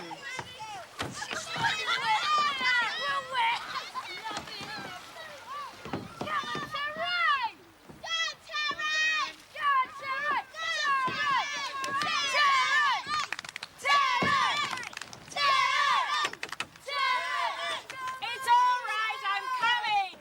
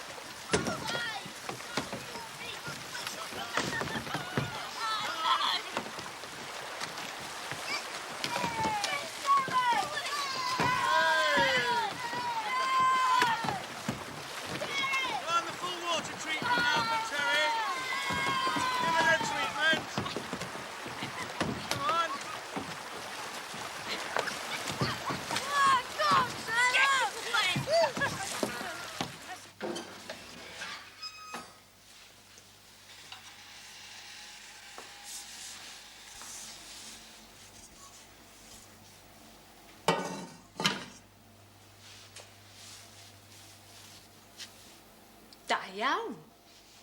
Very good. Okay, Jeff, here it comes. Right, let's have the first one up. Come on, don't all volunteer at once. I'll go. Okay, I'll go after you.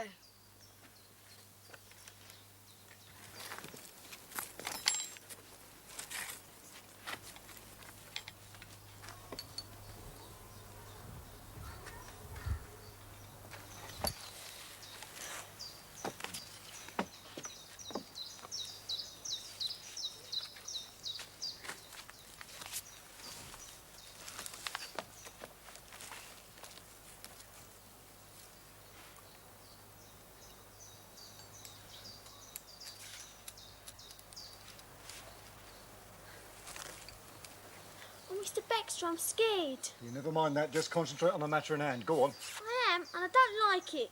Come on, Annette.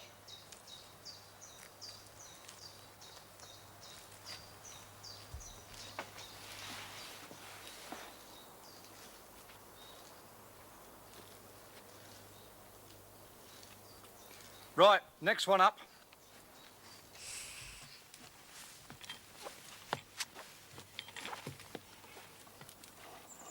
Good. Fine. Round the tree trunk. That's it. Lovely.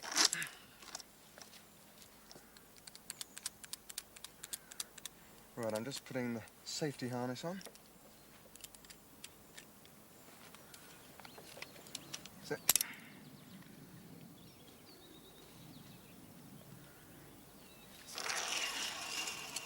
Do that tight. Right, now your hands in the straps. Here we go. And the other one.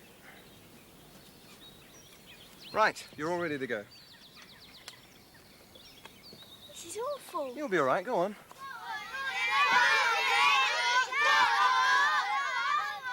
everybody.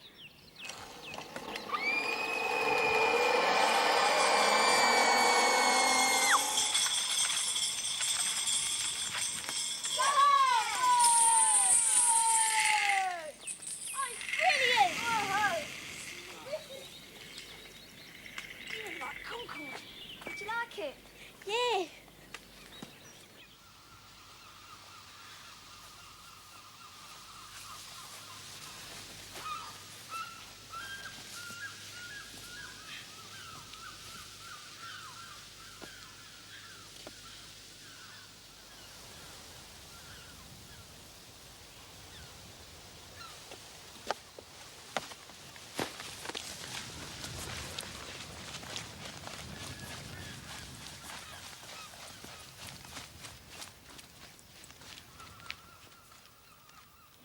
that everyone? Yep, that's everybody. No, it isn't. Come on, Jeff. Come in then, Jeff. Oh, go on, Jeff. Come on, sir. Why won't you let go? Come on. Come on. You want to do it? Oh, go on, Jeff.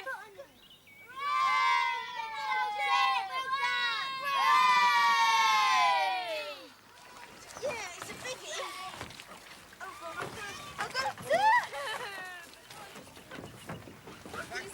Everybody is responsible for taking back all your own gear, life jackets and so on. Come on, Samo, we better go in. You enjoyed yourself after all, didn't you? Give me a hand with this boat. I'm an Eskimo in his kayak spearing fish with his harpoon. I'm going, come on.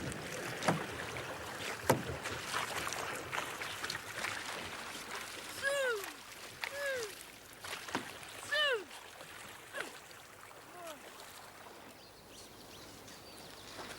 Why won't you let go? Come on. Come on. Good. Right round the tree. That's fine. Right, I'm just going to change the safety system. I'm sorry, I think I'll have to go back. It's easier to go on, actually, Jeff, believe me.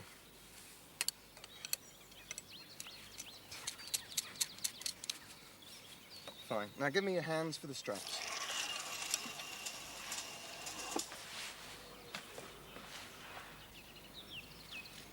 Lovely. And the other one.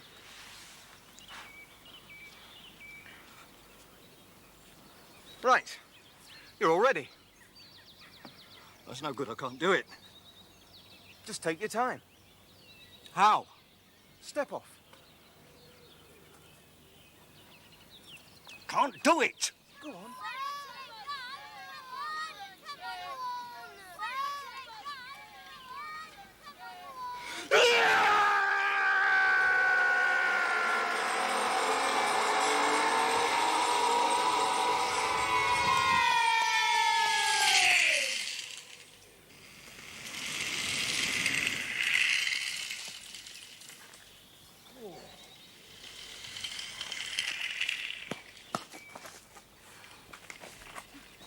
Well done, sir.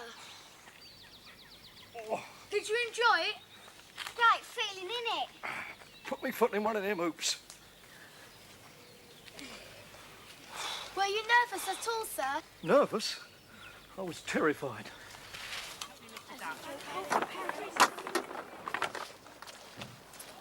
Come on, Samo, last one as usual. Oh, can I do one Eskimo roll? No, you cannot. In you come. Oh, go on, just one. No, I said. Simon, oh, it's all full of water. Well, empty it. Come on.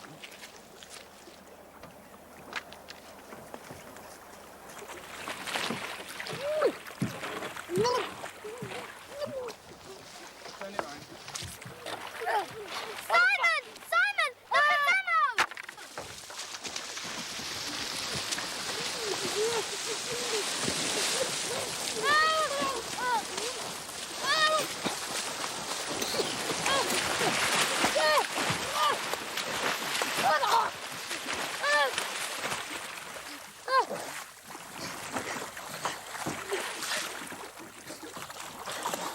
Hold the toggle.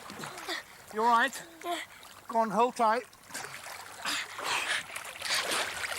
I've got you.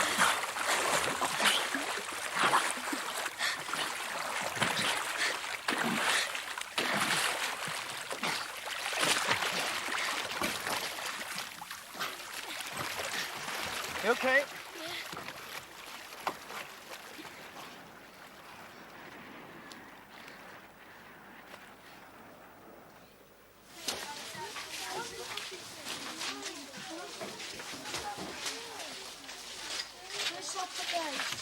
Hang those paddles in the racks, okay? He'll be all right. He just forgot his capsize drill and got into a bit of trouble. I didn't. And thanks, Diane, that was well done. You should be grateful, you know. She saw you first.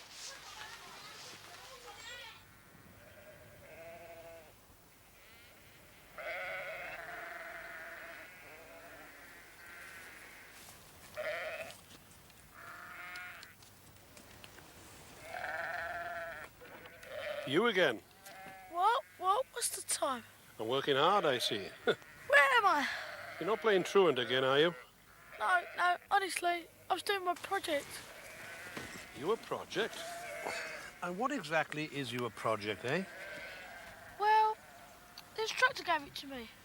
Eating my bread and writing a poem. Yes. Look, I had to make a loaf of Welsh bread, right, and spread it with Welsh butter and with some Welsh jam and eat it on the Welsh hillside.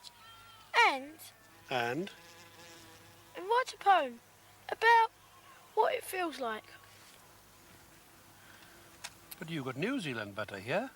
Well, that's the only one I could find. Maybe that's the reason you weren't inspired to write the poem, eh? Poem by R. Browning. You haven't got very far, have you? Well, I fell asleep. R. Browning. There was a famous poet called R. Browning, wasn't there? No relation, I suppose.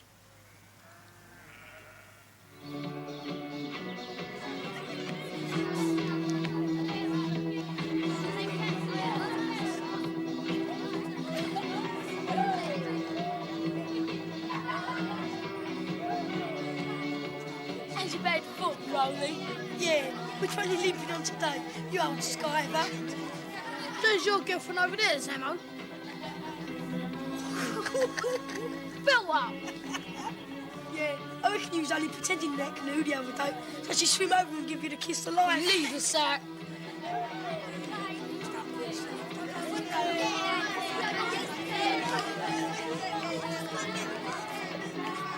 You gonna have a dance with me, Doug? Yeah, okay. I mean, I wouldn't want to lower myself to have to dance with that stupid look, would I?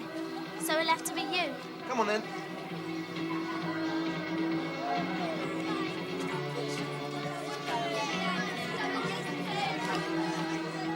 The children have had a marvellous time, Simon.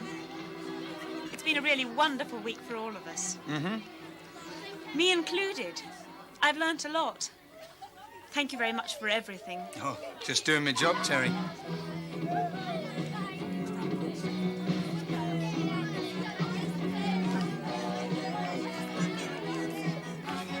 Oh dear, oh dear, oh dear. What's that? Nothing. Let's roll on, London. Roll on tomorrow when we get back to civilization. Haven't you enjoyed it then, sir? Well, it's had its moments. Like having a bucket of cold water thrown over me and doing silly things halfway up a tree. No, I don't mind, really. What about you? Ain't you two gonna dance then? Come on. I'd love to come back sometime. Maybe even work here. What do you think? Anything's possible. Oh, I must say hello to Mr. Price, excuse me.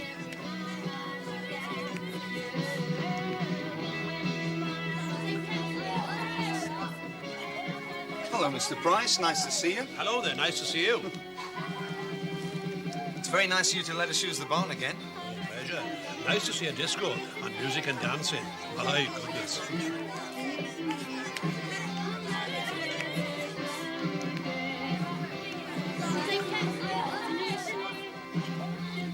Hello, Mr. Price. Hello there, just the person. My young poet friend. I heard you were going away in the morning. So I come to give you a little present, so you wouldn't forget Wales. It's a Welsh dictionary. Diolch.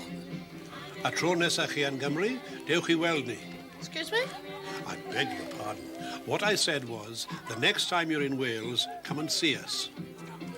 I will, Mr. Price.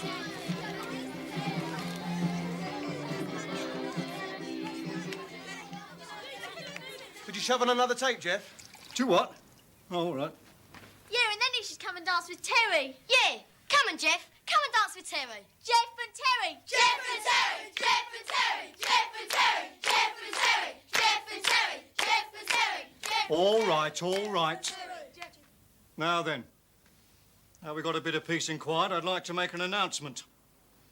Now, tomorrow morning, we're all going back home. I know. And the day after that, we'll all be back at Grange Hill. So I just want to make one thing quite clear. Now, from the minute we get on that coach in the morning, you will address me as either Mr. Baxter or Sir. I don't want any of this Jeff nonsense. Now, is that clear to everybody? OK, Jeff. Right you are, Jeff. Yeah, nice one, Jeff. Yeah, nice one, son. Nice one, Jeff. Right, let's have another one. What's the point? Come on, Terry. Let's show them how it's done. All right, kids. Clear some space.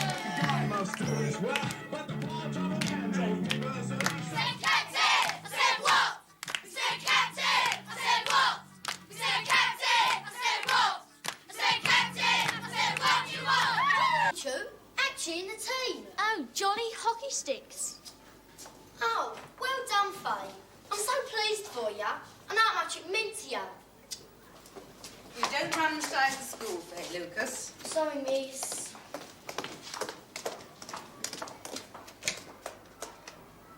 Now, would you just get 4 chairs and put 2 there and 2 there? Nearly ready for voting? Yes, just applying the finishing touches. Yes, well, I hope that will include the scraping off of these little messages of support for Mr. McGuffey. Well, I have had a go at some of them, but they do seem to be stuck on with some particularly strong adhesive. Well, I'd appreciate it if you'd try a bit harder before the children start using the booths later today. Oh, dear. I thought they might ruffle her feathers. Well, it's not as though they're an isolated case, is it? These stickers are everywhere. Yes, support from Mr. McGuffey does seem to be somewhat overwhelming. Oh, he's definitely a favourite with the kids. And I must admit, I've yet to find anybody who wholeheartedly supports Mrs. McCluskey's decision to suspend him. Except perhaps Mr. Smart. Ah, yes, Mr. Smart. Bring back Scruffy. Well, I'll second that. Do you think he's morally in the right? It's not so much that, Mr. Keating, as the fact that I've got to take H4 for English later this morning.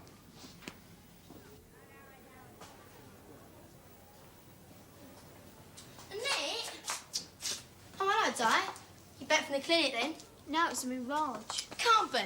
I saw her reflection in the mirror when she was admiring herself. Oh, yeah, I've got so much to admire, haven't I? Oh, I'm sorry, Di. I wasn't trying to be snidey. Oh, wait!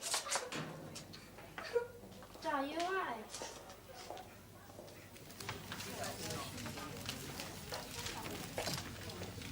Bring back Scruffy. Scruffy is innocent. Scruffy for headmistress. I don't know what all the fuss is about. He'd have probably been sacked anyway. Let's face it, the bloke's a right wally. It's a big laugh to you, innit? The teacher takes a real interest in the kids, and all you can do is laugh and call him names and say he deserved to be sacked. He's a div. Look at the stuff he has us doing in drama. Pretend you're all separate parts of a machine and you relate to each other. Yeah, but it's a laugh, though. Yeah, and it's more interesting than having to sit still and listen to Flinny mumbling his way for a Shakespearean play or another. All right, then. You two can lead the second-year contribution to save the Scruffy campaign. I've got other things on my mind. The referendum. You all right now, Di? You don't want to mind her. Her life starts on easy rocky. Come on, tell us what they said at the hospital. Same old stuff. My spots are caused by an overactive gland. Apart from that, they reckon I'm normal. There you are, then. Don't you start as well. I can't even open my mouth today. If they can't help me, why don't they say so? Yeah, doctors. Normal. Don't they think I've got eyes in my head? They take you for idiots. I've only got to look in that mirror to see that this face isn't normal. Don't think I was doing it out of vanity just now. More like desperation. What do you mean? I must know every spot on my face. I look to see if they're getting smaller. I'm going away. And just as they are, I start thinking that's the end of it. And I get some more, and it never ends. But they will one day. You'll grow out of it, Di.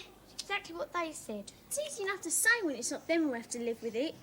People making fun of you and thinking you look weird. Oh, so that's what it's all about, is it? You found a spot somewhere on your face. I wish that's all it was. What is it then? I went to the dentist yesterday. Oh, you ain't got some teeth out, have you? If you must know, I might have to wear a brace. What? One of those wiry things? Yeah. Silly to get upset about it, really. I mean, I might have to wear it for a year or so, while my teeth straighten out. Teeth grow out of it, in other words. Yeah. What a pair of miseries. Look, I don't want to sound too hard, but spots and wonky teeth. It's hardly the end of the world. And I mean, it's better than being blind, isn't it? Yes, thank you. Quieten down now, please, H4. Yes, sir, can we have a discussion? A free period, you mean, Christopher? Well, I mean, we can't do English without Mr. McGuffey anyway, can we? No, but in view of the fact that end-of-term exams start tomorrow, I think you could all get your heads down to some revision. Exams, that's a laugh. I don't think it's a laughing matter, Christine. As fourth years, your results would go a long way to determine whether you'll be studying GCE subjects next year or CSE. And you do all realise the significance of that, don't you? Yes, sir. Because GCSEs are harder to get. Employers know you're brighter and that you've worked harder than if you've only got CSEs. Don't be so docile, Davis. Employers. He's talking as though we're going to get work when we leave. Well, unfortunately, Christine, you're both right. Nobody can guarantee that you're going to walk out of here straight into a job. So why bother? Because, Suzanne, those jobs that will be on offer will probably go to those school leavers who can brandish the best qualifications. Yeah, an O-level in geography will come in really handy if you want to be a hairdresser or a mechanic. Look, all right, I agree that exam passes are not necessarily a relevant indication of someone's ability to do a job. But unfortunately, that is the yardstick that employers use to measure you with. And faced with a choice between one school leaver with GCEs and another with CSEs, we all know who's going to get the job, don't we? No, but the way you make it sound, sir, is that if we don't make it to the GCE subjects, it's a waste of time taking CSEs. No, not at all, Precious, because faced with a choice between a school leaver with CSEs and one with no qualifications at all, who's going to get the job then? Neither of them. He'd send along to the labour exchange and get somebody with a university degree. Yes, well, if we're going to get ridiculous about this. I'll tell you something, shall I? My cousin's been out of work for nearly a year. She went for a job stacking shelves at a supermarket. Her and 43 others. 44 of them for jobs stacking shelves. Sorry, Christine, but I don't see the relevance. The relevance is, sir, she's got 9 O-levels. You're right. It's not a laughing matter, but it's not me who's being ridiculous.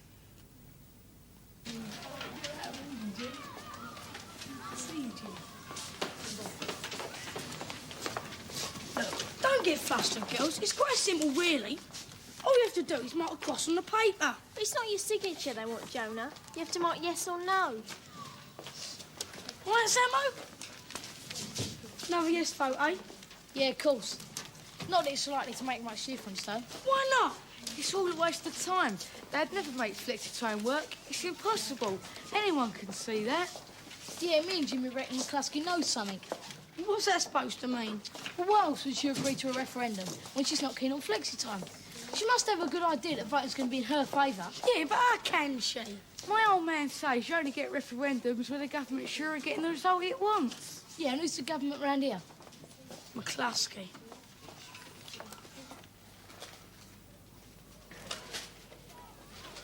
Well, you coming to lunch? Yeah, hold on.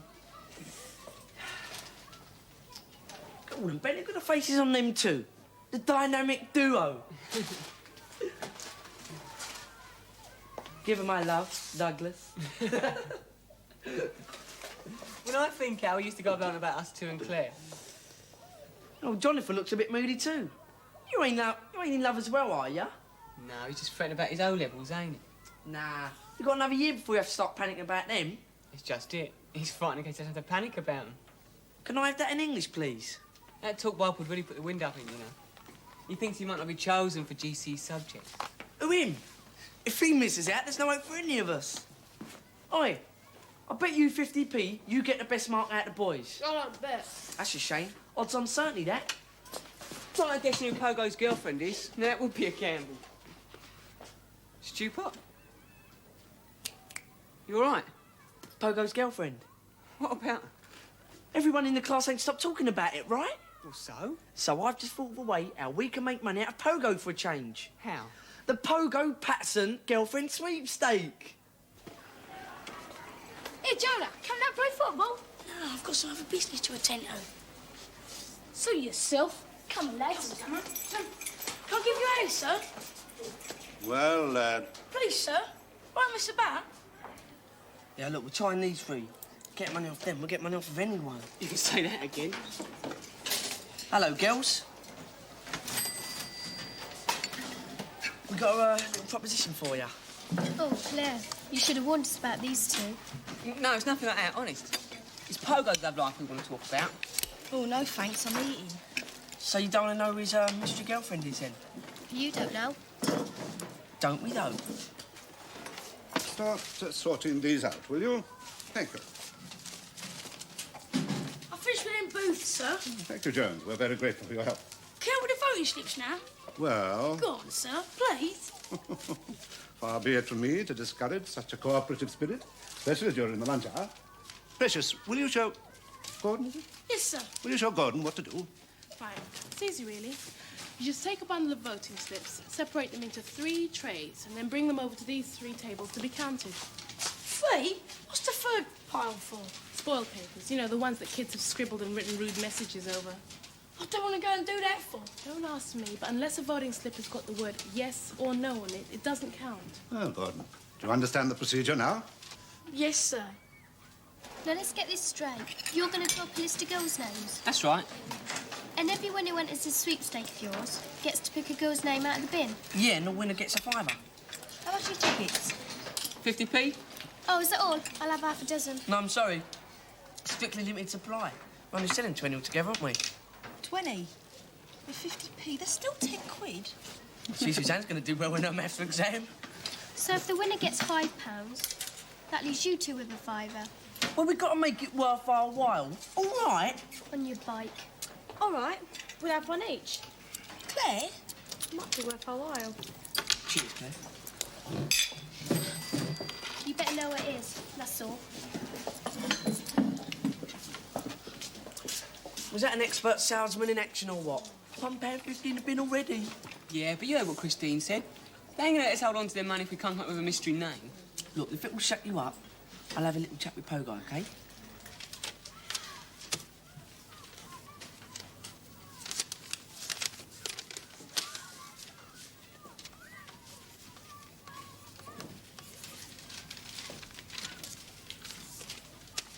Are you mad or something?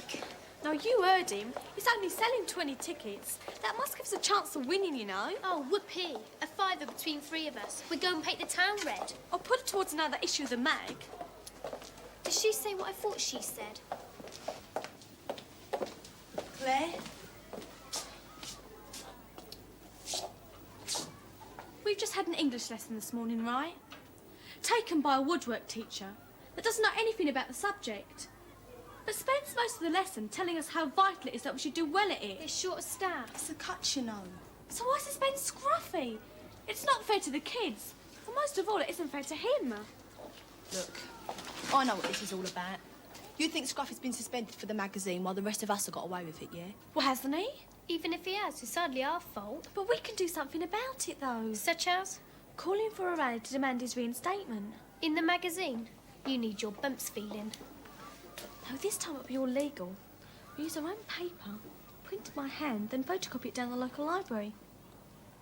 Look, if this issue's meant to stir up support for Scruffy before the end of this term, it would have to be done as soon as possible. The sooner the better. So what are we waiting for?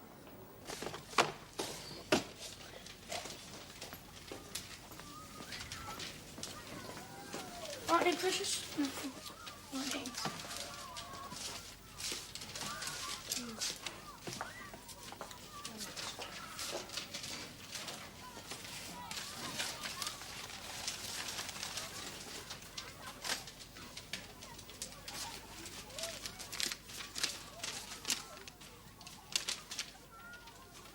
Oi, Pogo, sit over here. I thought you were supposed to go off food if you were pining. Now, look, don't run away. Look, we ain't going to wind you up about your love life, honest. Do you want to make some money? Depends.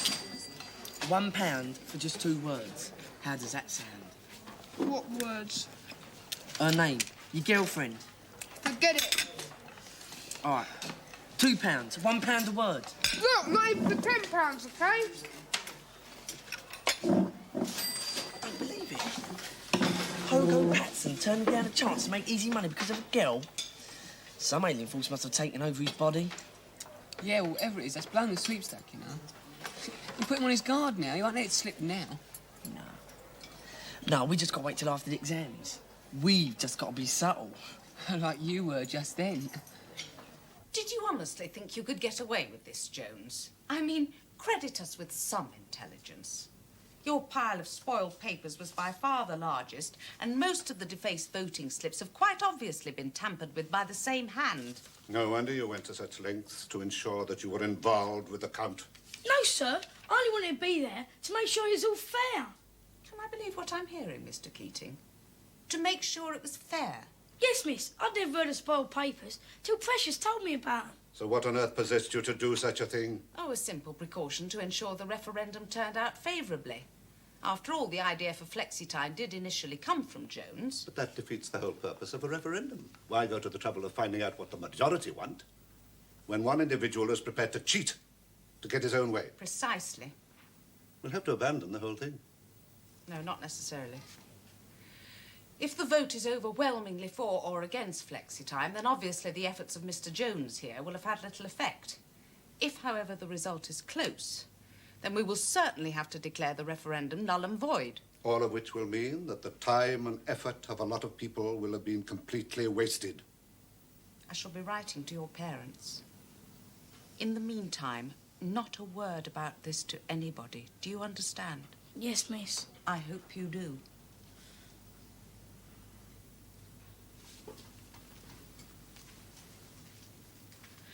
I'm placing you on detention until the end of term. That's a fortnight, miss. Yes. And if as a result of your handiwork we do have to abandon the referendum, then 2 weeks' detention will only be the start of your punishment. So you'd better hope the vote isn't a close one, lad.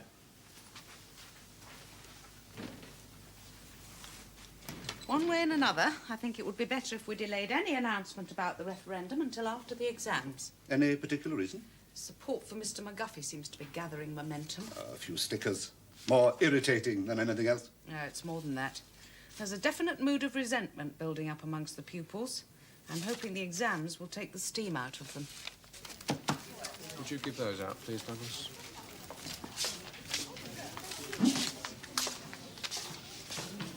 Here, Pogo. We were talking, right? I preferred it when you two hadn't have to do with each other. Hey, listen. He reckons Claire's better looking than Suzanne. What do you reckon? Suppose she is. So of the two, you choose Claire. I wouldn't choose either of them. Too bossy. Scrub those two. Well, Stewpot, when are we going to have to draw for that sweepstake? Look, I told you, it won't be till after the exams. All right? Just make sure it is. When you two have finished, this is supposed to be an examination. Right, H4. You've got 2 hours for your geography examination, starting now.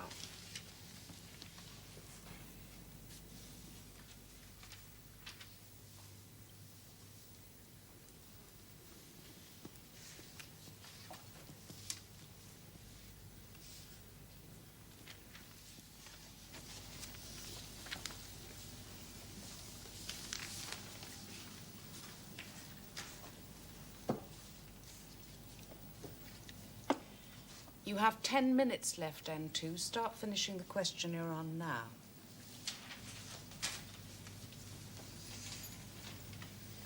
What's tomorrow? History.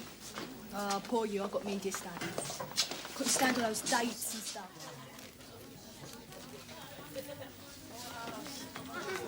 Don't turn the question paper over until I say so. Jenny, let me borrow your ruler. What are you talking about, lad? I want to borrow a compass and a ruler, sir. Here you go, sir. You can borrow mine. I've finished. Finished? Already? Yes, sir. Well, all the questions? Yeah.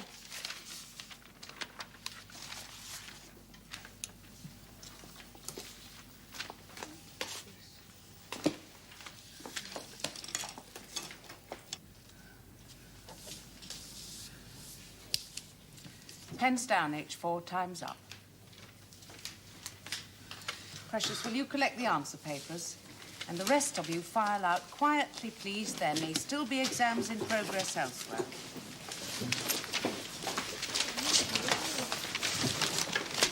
It's those that carry blood to the heart and arteries away from it, right? I think so. That's what I put anyway. Here he comes. Oh, you're joking. Hey, Pogo, he reckons Christine's sexy. He's entitled to his opinion. Yeah, but if you're talking about being sexy, well, you think of someone like Precious, don't you? You might. Scrub those two. We can't keep asking like this. I mean, we're making it obvious enough already. Don't think it could be Anita, do you? Come on. You can laugh. Our last exam's this afternoon and we still don't know who it is, you know. It's all right for you. I couldn't think of anything in there. My mind was a total blank. That's it. What? We don't have to know who it is. How come? Look, we put 19 names into a hat, right, and slip a blank paper. Whoever gets the blank wins.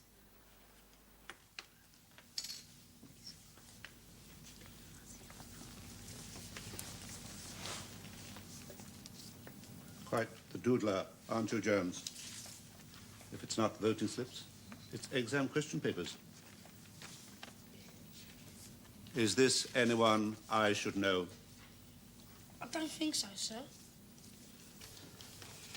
All right, you can open them now. Anita Unsworth. Precious Matthews. I got Suzanne's name. Are you two trying to be funny? These are just the girls' names from our class register. Yeah, because there can only be one person right. Which is? Well, we're not absolutely sure at the moment. Well, so who wins? The person with a blank slip of paper. I've got the blank slip. I thought he didn't bet. Shut up and give him a fiver.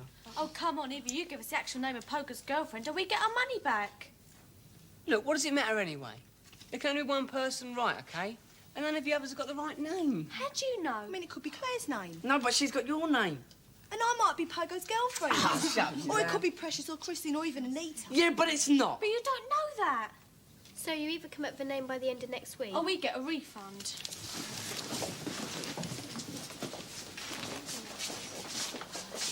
I think they meant it. Of course they meant it. The only reason why they're not taking their money back now is they're just as curious as we are to know who Pogo's girlfriend is. So what do we do now? Well, he's got to meet us sometime, hasn't he? We just got to be there when he does. From now on, we stick to him like shadows. I'm glad they're all over with. I've had enough exams to last me a lifetime. Here, Jonah, look as if the referendum results are up. Go and look what the vote was. I can't bear to look. Can't you tell from the way Faye's jumping up and down? I'm not bothered whether they voted yes or no. I want to know how many people voted yes or no. Looks like you had a good idea for once in your life. No, I'm brilliant. Well, the majority of the votes cast in the referendum supported the idea of flex time being submitted for the approval of the governors at the next school board meeting. Well, was it close? Close-ish? Close. Well, 4% were spoiled papers, whatever that means. Yeah, what about the rest? Oh, those in favour of flex time was 69%, and those against flex time was 27%. We've won by a mile! I think it's near enough. A landslide. Yeah, but we've done it. Oh, no! I will just grab me like that for. I knew it. I've done my ankle in. I better go and get a teacher. Yeah, where's the chair?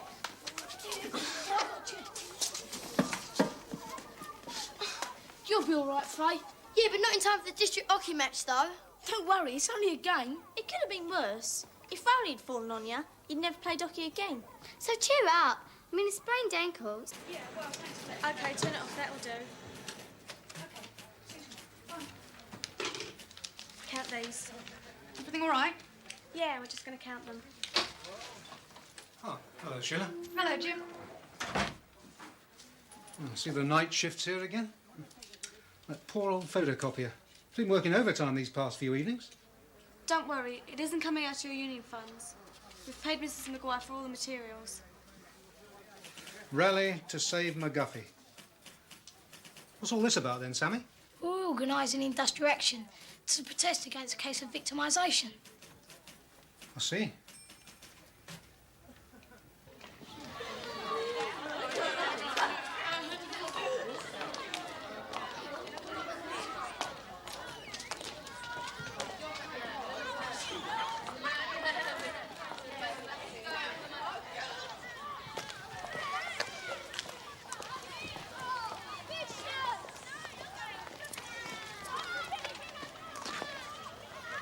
You two ought to wear a pair of dark glasses and turn your jacket collars up, just to make it a bit more obvious. What? You should do something useful. Instead of charging about after Pogo Patterson like a pair of silly big boys. I get involved in this silly rally you're planning. Well, why not? Where's he gone? Weren't you watching? That's it, have a go at me.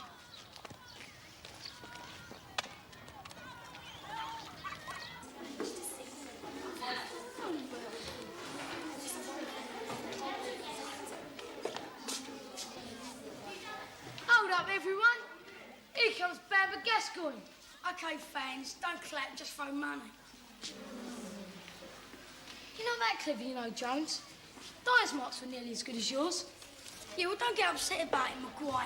Just because you're average. What is it with you two? Oh, he's got the hump, because me and Julie are on the Save McGuffey Action Committee, and he's not. Yeah, I told you before, I didn't want to get involved with that.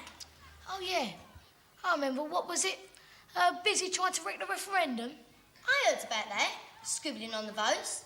That's the right stroke of genius. Yeah, well, considering it was my idea in the first place. What good ideas have you come up with lately?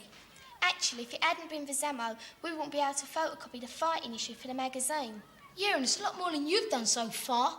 So far. There's still time.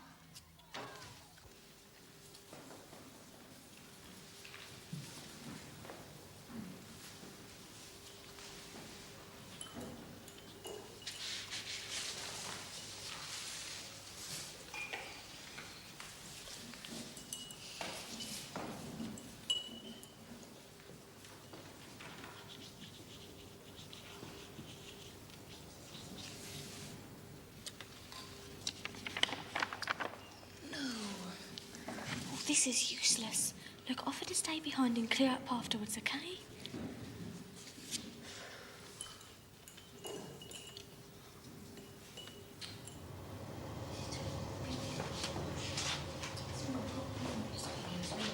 Any more water, anyone? Yeah, I could do some more. Oh, mind your feet. You sure you got enough room there? Don't you think Havana's a bit ambitious? Well, that's what I thought. Yeah, well, you need something striking to lead the march with. Always got to be at the front, haven't you? Yeah, well, just because mine's going to have a bit of class to it. Oi, Picasso, it's the banner you're painting, not a work of art. You make sure you get that done by this afternoon. Yeah, all right. I can handle it. After you. Ah, Miss Mooney, could I have a word? I'm a bit concerned about this boy Jones. Gordon?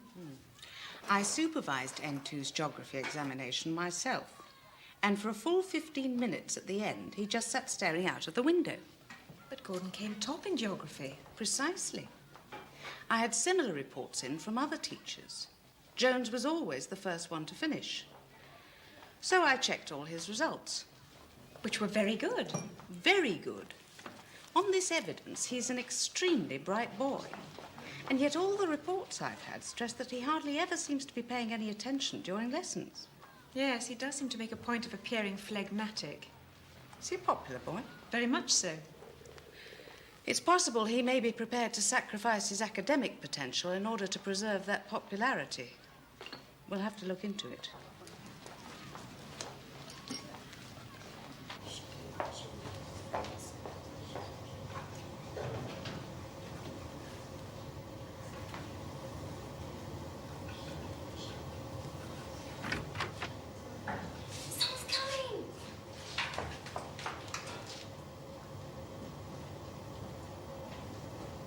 Hello?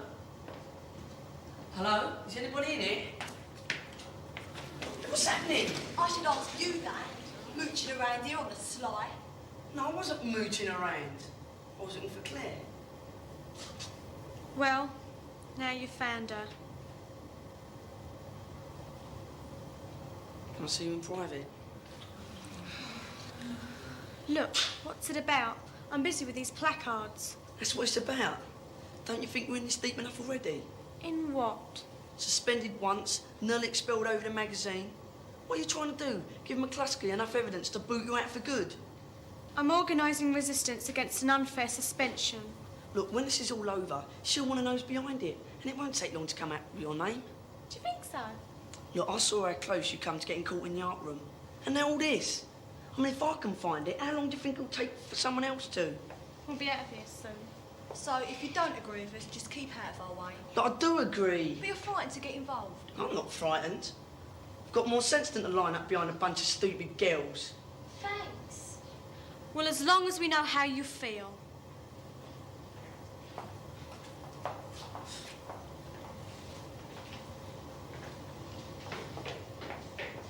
She'd have been all right if the others hadn't have been there. Who, Christine, Suzanne, that lot? Yeah, Ross has to act all leery, and Claire thinks she has to be the same. She can be like that as well, you know. Claire, I mean. You can't tell her nothing, can you? I'll tell you something. I'm determined I ain't gonna get their sweepstake money back. I'm gonna find out who Pogo's girlfriend is, even if I have to follow him to Land's End. Let's hope it isn't that far. What?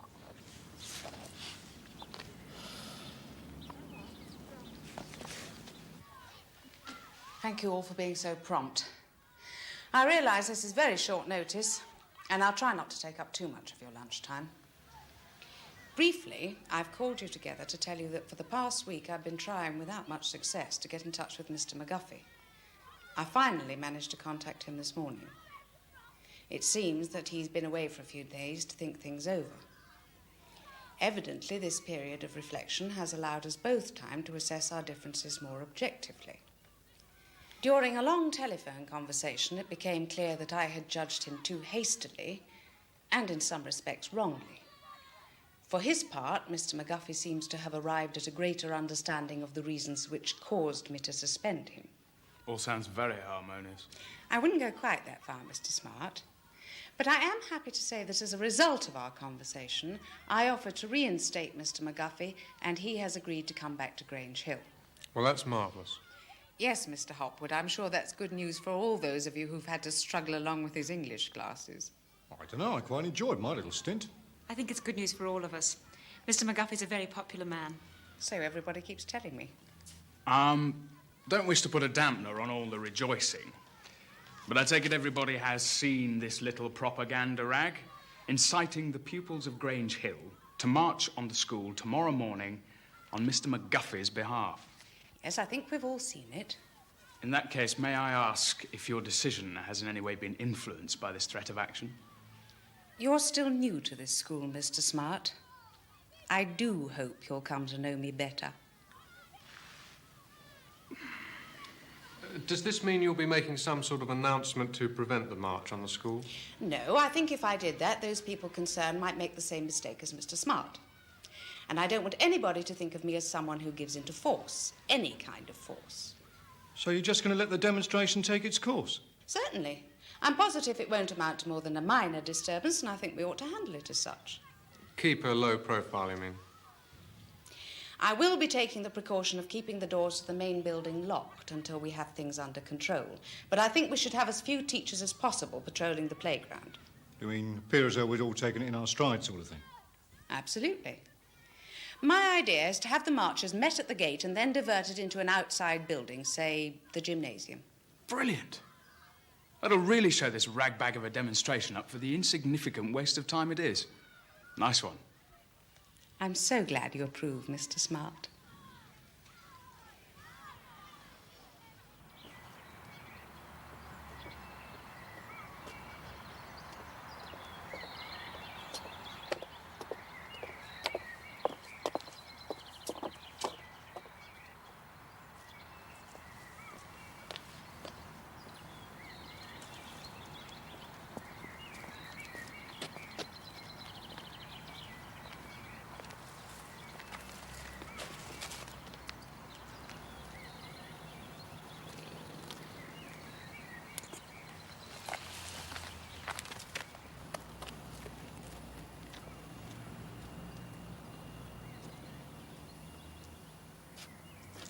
He can't be meeting her down here, surely. Look out. Is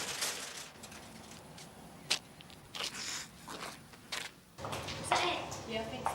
Come on, Donna. I'm still working. We've got to get out of here. We've got to take the stuff back. You wouldn't finish in time. Look, I'll stay behind and finish it off. This damn better be worth the risk. Don't worry, you'll set the whole tone of the demonstration.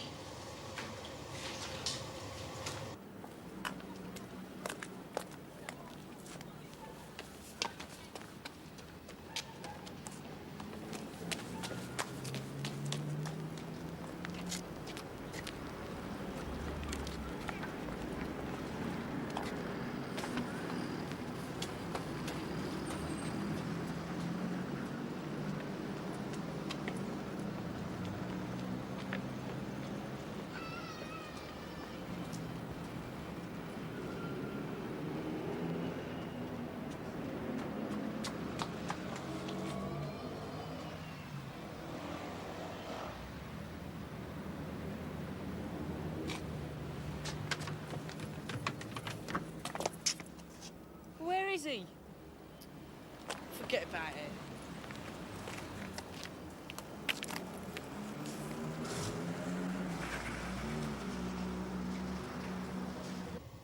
Oh no! I don't believe it! How come nobody noticed it?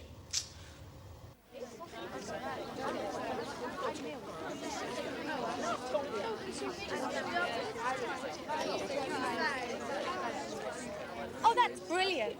That really does set off the tone of the demonstration. Why didn't you stick to placards? Yeah. You always have to show off and go over the top, don't you? One thing's for certain. Can't march beyond that. Not as if it'd make much difference. We've just heard that the doors to the school building's locked. Does that matter? Of course it matters. The plan was to occupy the assembly hall. Look, I'll get them doors open for you. What, you got a key or something? Nah, that's too simple for Jonah. He probably wants us to build a Trojan horse to get past the teachers on the school gates. Don't be funny. Listen, you've already put the skids on the referendum, and you ain't going to spoil what's left of the rally.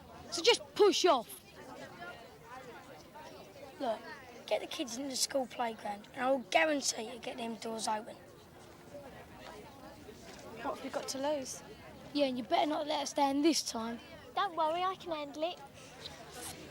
Thanks. We might as well dump that. No. I think it might come in useful.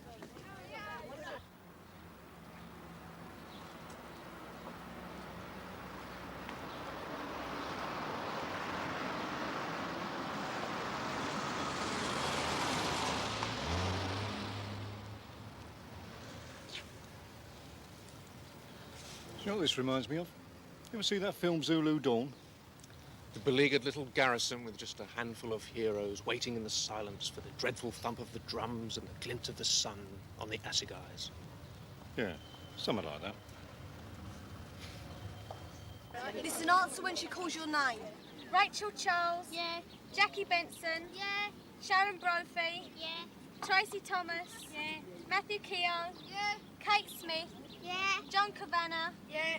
David Moore. Yeah. Ian Chard. Yeah. Alan Dixon. Yeah. Karen Headley. Yeah. Jane Emsley.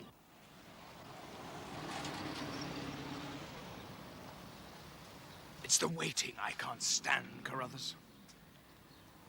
Look behind you, Mr. Smart.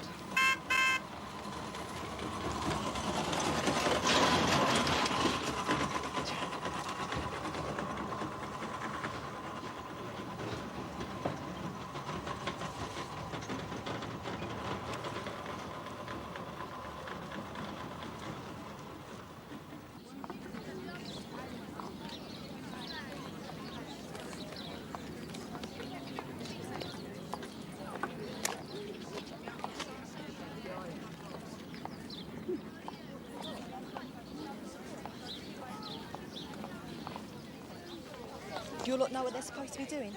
Yours? Yeah. You got room for two more? Shouldn't you two be creeping around after Pogo? All right, don't start.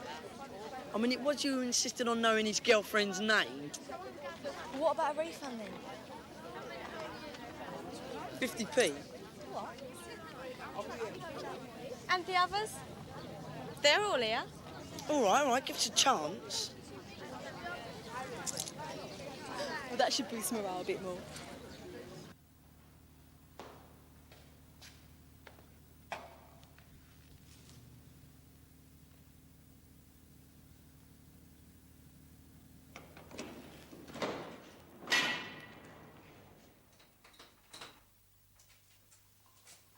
That should do it, I think.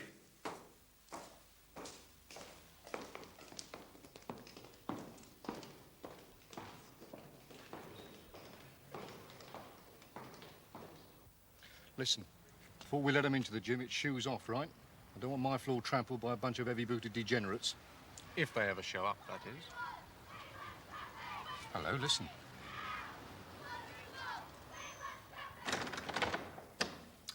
Right, that's that. Ah, sounds of life out there. Yes, I think an upstairs window will afford us a better view of the proceedings, don't you?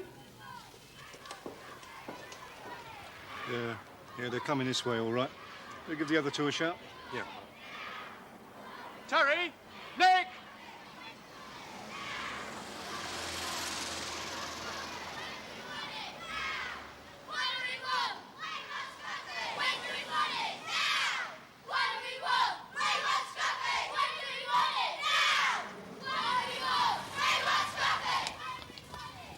Well, what do we do?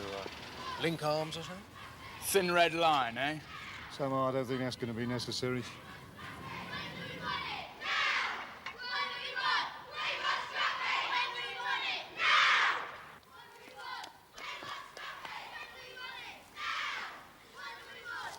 I don't think we'll have too much trouble herding this lot into the corral.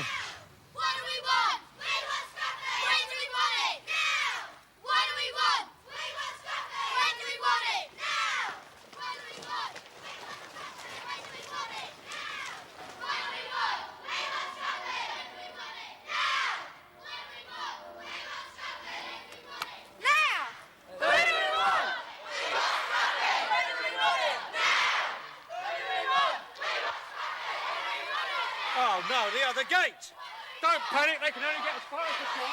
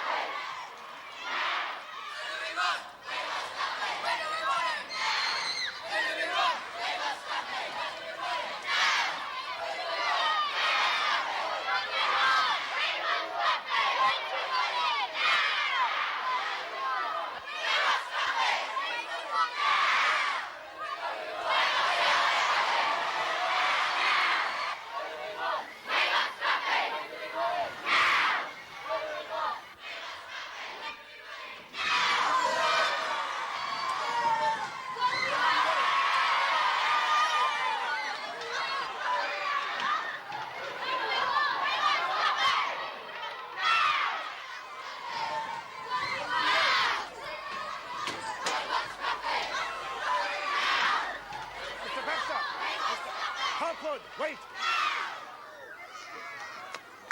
I think restraint might be the best policy. They're in now. It's like a military operation. Yes, I'm afraid we've rather underestimated them. We can't let them win. Oh, I think we'll manage a draw. After all, we've yet to play our trump card.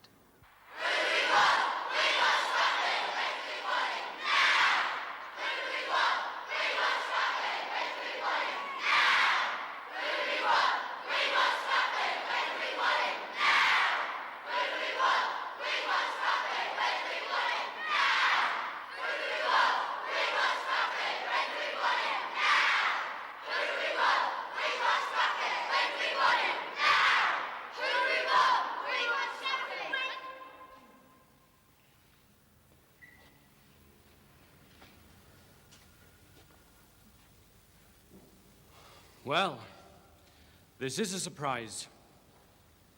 Judging from your banners, I'd have expected cheers rather than silence. But you're supposed to be suspended. I was, until yesterday. Does that mean you're back now? That's right. Still no cheers? What have we got to cheer about? We've done all this for nothing. I don't understand you. I mean, you've got what you wanted. McGuffey's been brought back. But the decision had nothing to do with us, though, did it? Yeah, just like everything else in this place. What about the referendum on flexi-time? That was your decision. Oh, all right, flexi time. But what about school magazines, school uniforms, school meals, exam options?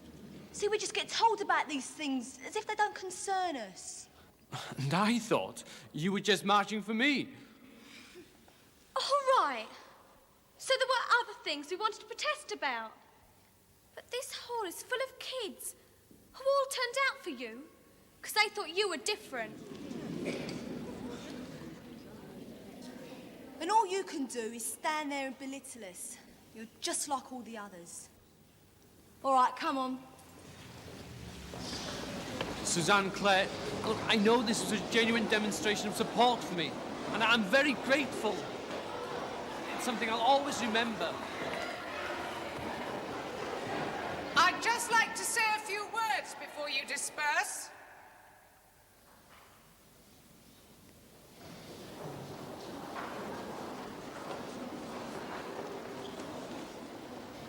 Firstly, contrary to what you may feel, it is my belief that the matter of Mr. McGuffey's suspension is of no concern to anyone other than myself and Mr. McGuffey. However, with regard to your right to be consulted in the general running of the school, let me say this. I have been both surprised and impressed by the strength of today's demonstration and the organisation behind it. If in the future you can show yourselves capable of harnessing this sort of initiative and energy more constructively, then obviously I'll have to give serious thought to consulting you. So it's up to you. But remember, you've made your point, and that point has been duly noted. Any further action of this type would be both unnecessary and extremely unwise. Understood?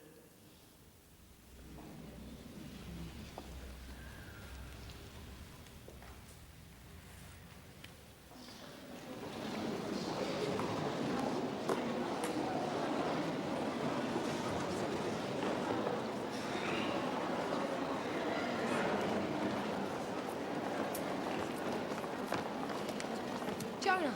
Yeah. Well done. Well, I didn't think the banner was that good. You know what I mean. Claire, Yeah? about the boiler room. Forget it. It's just I was worried. Well, you would have been, wouldn't you? We're just a bunch of stupid girls. Try to show concern and what you get. Oh, sorry. And what was I supposed to do? Pound my helpless little fist against your big manly chest? So that's it then. Looks like it.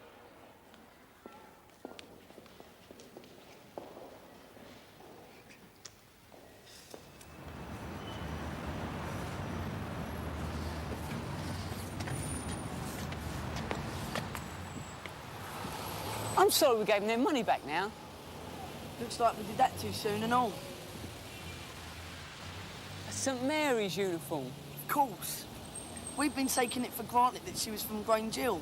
We never stopped to think that she was from another school, did we? He spotted us.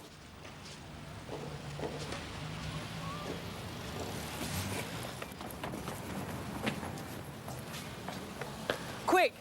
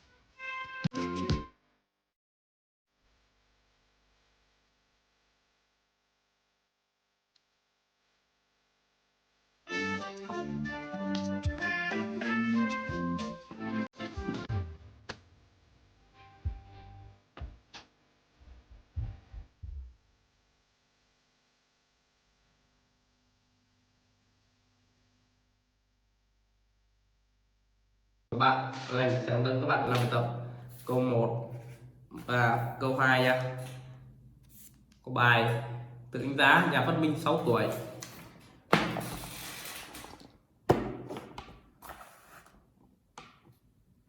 Câu 1 này, khi nhận thấy hiện tượng lạ, cô bé Maria đã làm gì? Tròn trước chữ cái trước ý đúng.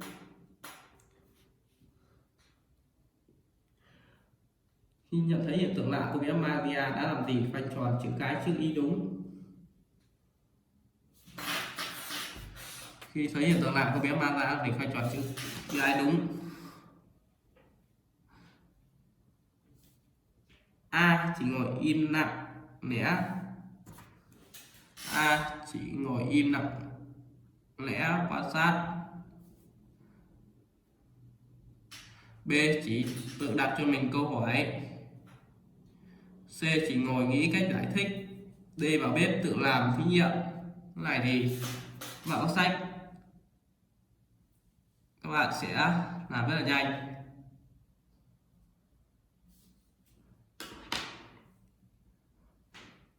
Chọn cho các bạn. Đáp án nào các bạn nhỉ?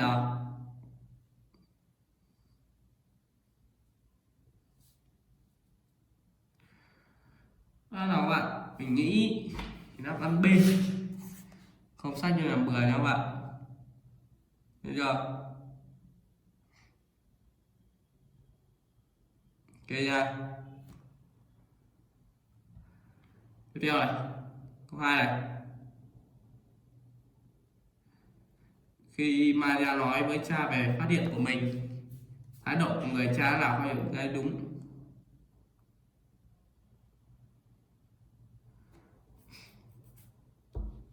A. Cha có hết sức vui mừng. B. Ông nâng bổng con gái nhỏ lên vai đi thẳng ra phòng khách.